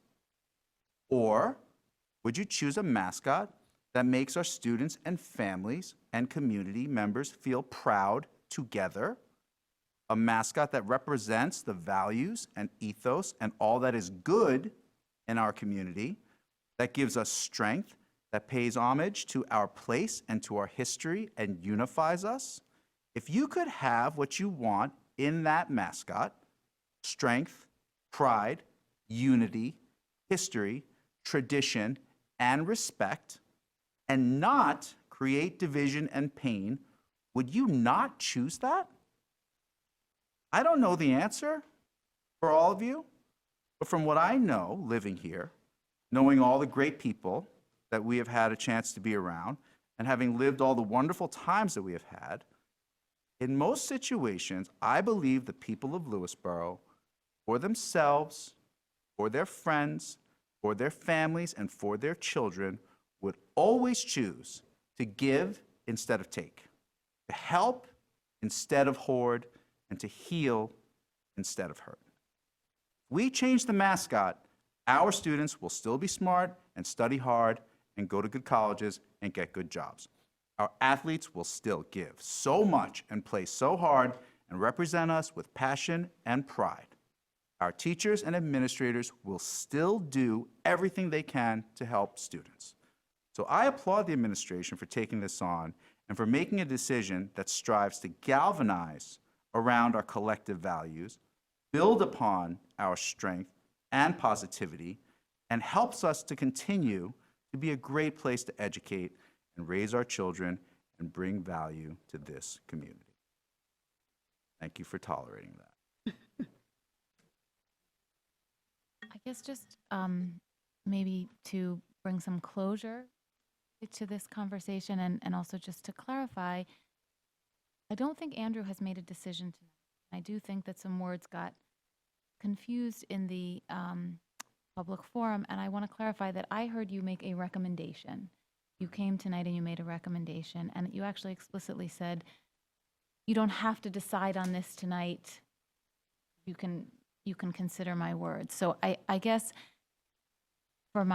speaking for myself, I want to just provide my own feedback as one board member. I mean, we're each, I guess, giving our feedback on your recommendation, and to say that I find this challenging. I don't want to deprive anybody of their mascot. It's very clear that people feel great sentimentality and loyalty to the mascot, some people, and we heard from some of them tonight, and I'm sure there are more members of our community who feel well represented by the community members who came and spoke on their behalf tonight. So I don't relish changing the mascot, and I can say if that's the way we're moving forward, but I think increasingly it sounds like that is the way we're moving forward. I really I don't want to disappoint anyone. I don't want to deprive people of something that helps them to feel connected to Katonah-Lewisboro. And it's actually sort of tempting to frame this for myself as like it's the past versus the future, but it's actually not, because I think this is also a little bit about what community members want for their future. It's like this is part of our opportunity to frame out the future for today's generations and future generations of Katonah-Lewisboro students with respect to the mascot. I don't mean globally in totality in terms of the education we provide, but with respect to the mascot. And I guess I want us to move toward a future that reflects our board goal, simply stated. And I think changing the mascot moves us further down the path to that vision. That's what the board goal is. It's a vision. And so I do support changing the mascot to move our culture and our practices more in line with what I believe is the vision articulated in our goal. And I think that will disappoint some people if that's what we end up doing, in part because it changes their past, but I also think it's going to disappoint some people in part because that's not the future that they want to move toward. They actually want to move toward a future that continues to embrace, for very different reasons than some of the reasons we've heard to move the mascot, that continues to want to embrace the mascot. And I respect that people have that vision of the future. With respect to the mascot, it's not part of my vision for the future in terms of the educational enterprise that I think we're striving toward. If that's coherent. You look puzzled, actually, Roy. So No. I share your sentiment that significant portion of the community will feel a sense of loss if we are to make this decision. And for me, and maybe this is just me, but for me tonight, the most compelling and impassioned remarks were around the history of the indigenous people here and the fact that we're sort of in a hotbed of what I'll call Native American activity, or what I read, and I was shocked to read, for 15,000 years prior to the arrival of Columbus. And there is something there that we should preserve and that we should be proud of. I can't see the correlation, having not grown up in this district, between the mascot and that preservation. But I do think there's something important there that we ought not lose, and that perhaps some people feel that the mascot represents. And so we heard some comments about educational opportunities and finding ways to respect the indigenous people in a truly respectful way that can be shared by everybody. And I know in the past we had some decisions made that Andrew alluded to earlier, whereby we would sort of put those sort of measures in place, but they never occurred. But if we are to go forward with the decision that it seems like we're sort of landing on, albeit not tonight, I do think there's something important there that we can't afford to lose, and it would be nice to, and I don't know if I'm asking the administration to do this or if I have support to ask that, but it would be nice to think about what truly is the history of the indigenous population here, other than just Chief Katona. There was a really, significant amount of history in this area, and if we could sort of learn a little bit about that and maybe try to incorporate that then into the curriculum somehow and continue to be proud of that in a different way. I'm so glad you said that, and if you'll allow me, because you didn't grow up in this country, but I did, and many of us grew up in New York, and I think that you will agree that this actually used to be a cornerstone of the curriculum in fourth grade specifically. Thank you, Scott. Yes, yes, this was fourth grade social studies back in the day. And I grew up on Long Island, not in Westchester, and so the history is a little bit different there. But as Andrew was sharing his recommendation, actually, one thought that was forming for me was, what would it look like if we did change the mascot, but we did all those other things that previous generations thought maybe we were going to try to do? And part of that is education, and it doesn't have to be in fourth grade, but I completely share your impulse to want to ensure that simply stated, that we're educating students about the land and about where we are and about the local history. If that's what the mascot represents and we take the mascot away, we should at least endeavor to try to maintain that symbolic representation Yeah. somehow. So if you're looking for support that. I agree with you. From the correspondence that we have seen that has been sent to us, I'm not convinced that is the driver or impetus for resistance to changing the mascot. So before we actually invested time and resources and space, as Scott is referring to as well with Andrew's bandwidth and capacity, I would want to be more convinced with some evidence. That's all. That's a fair point. I think there were differing reasons for the perpetuation of the mascot amongst those who want to perpetuate it, and that's what I took away as the most compelling reason. But there certainly were other reasons that I read through, and I would hope that's one way to continue to maintain the honor and respect that we're attempting to convey. Well, I think it speaks to relevance and the learning commitment. Independent of whether it was a driver for people to want to keep the mascot, I would just say that from my own personal perspective, with regard to a social studies curriculum, or there'd be any number of ways you could connect this topic to the curriculum, it just feels relevant. You were going to say something. So I actually was going to say that I think that I wouldn't be compelled necessarily to do that because of some of the people that did say that. I just think that that's like, we're having a discussion about the mascot and what it represented, et cetera. Like, I think that's a nice opportunity. I also just want to say one thing, and I think it's interesting that I have brought up some of the different state education departments that have made recommendations about Indian mascots, and I just found out that in 2001, New York State actually recommended that schools eliminate Indian mascots. So it's not something that's going to come down the pike because it already came 18 years ago. So I just, As a recommendation. as a recommendation, I mean, it's not a mandate, and maybe in the future it would be a mandate, but that's been out there for Yes. almost 2 decades. So, a good Aiden, point. would it be putting you on, and you can just be- say it it's would 11 be o'clock? Yeah, sorry. Okay, never mind. No, sorry. Marjorie's asking me not to put you on the spot.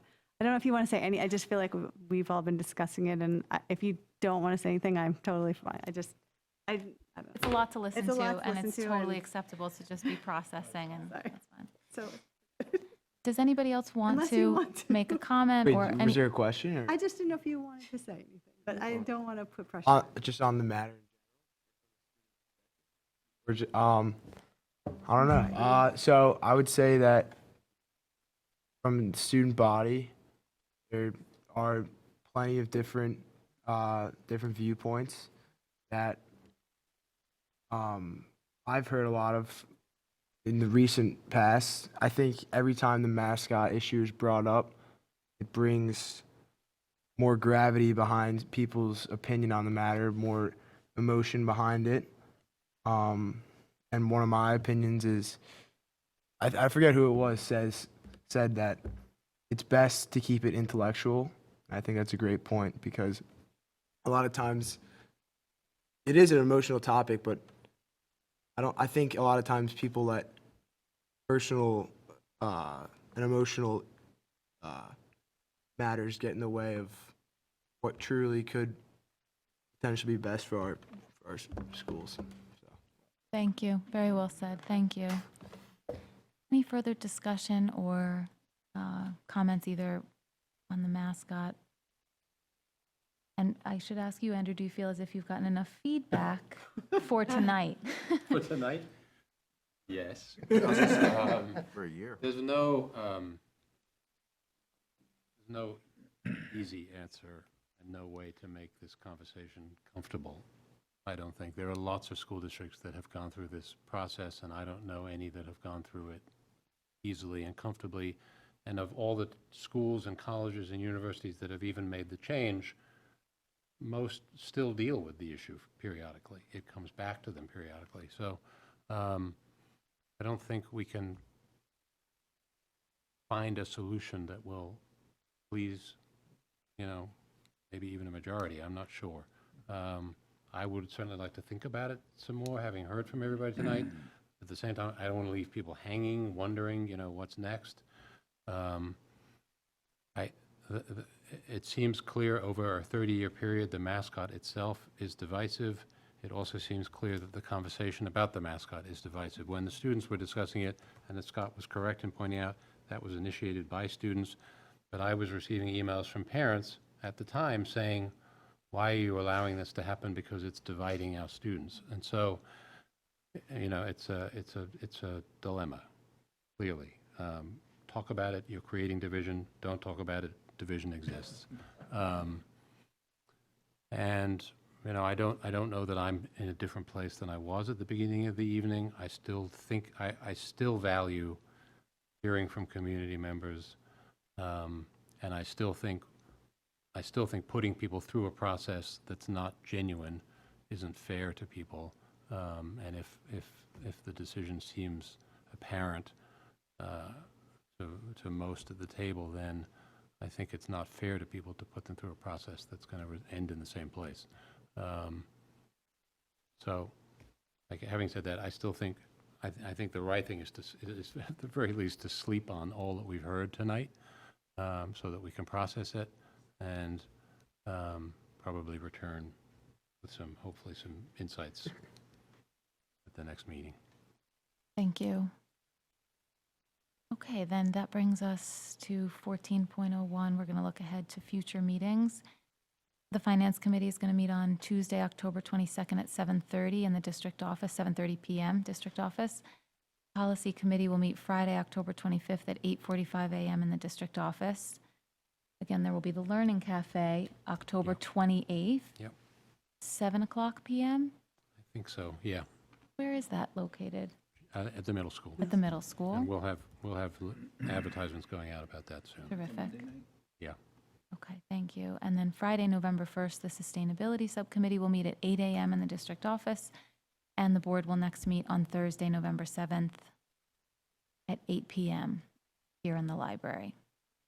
And that brings us to our opportunity to adjourn. And speaking of unpopular motions, I will make a motion to adjourn back into executive session for a special education matter.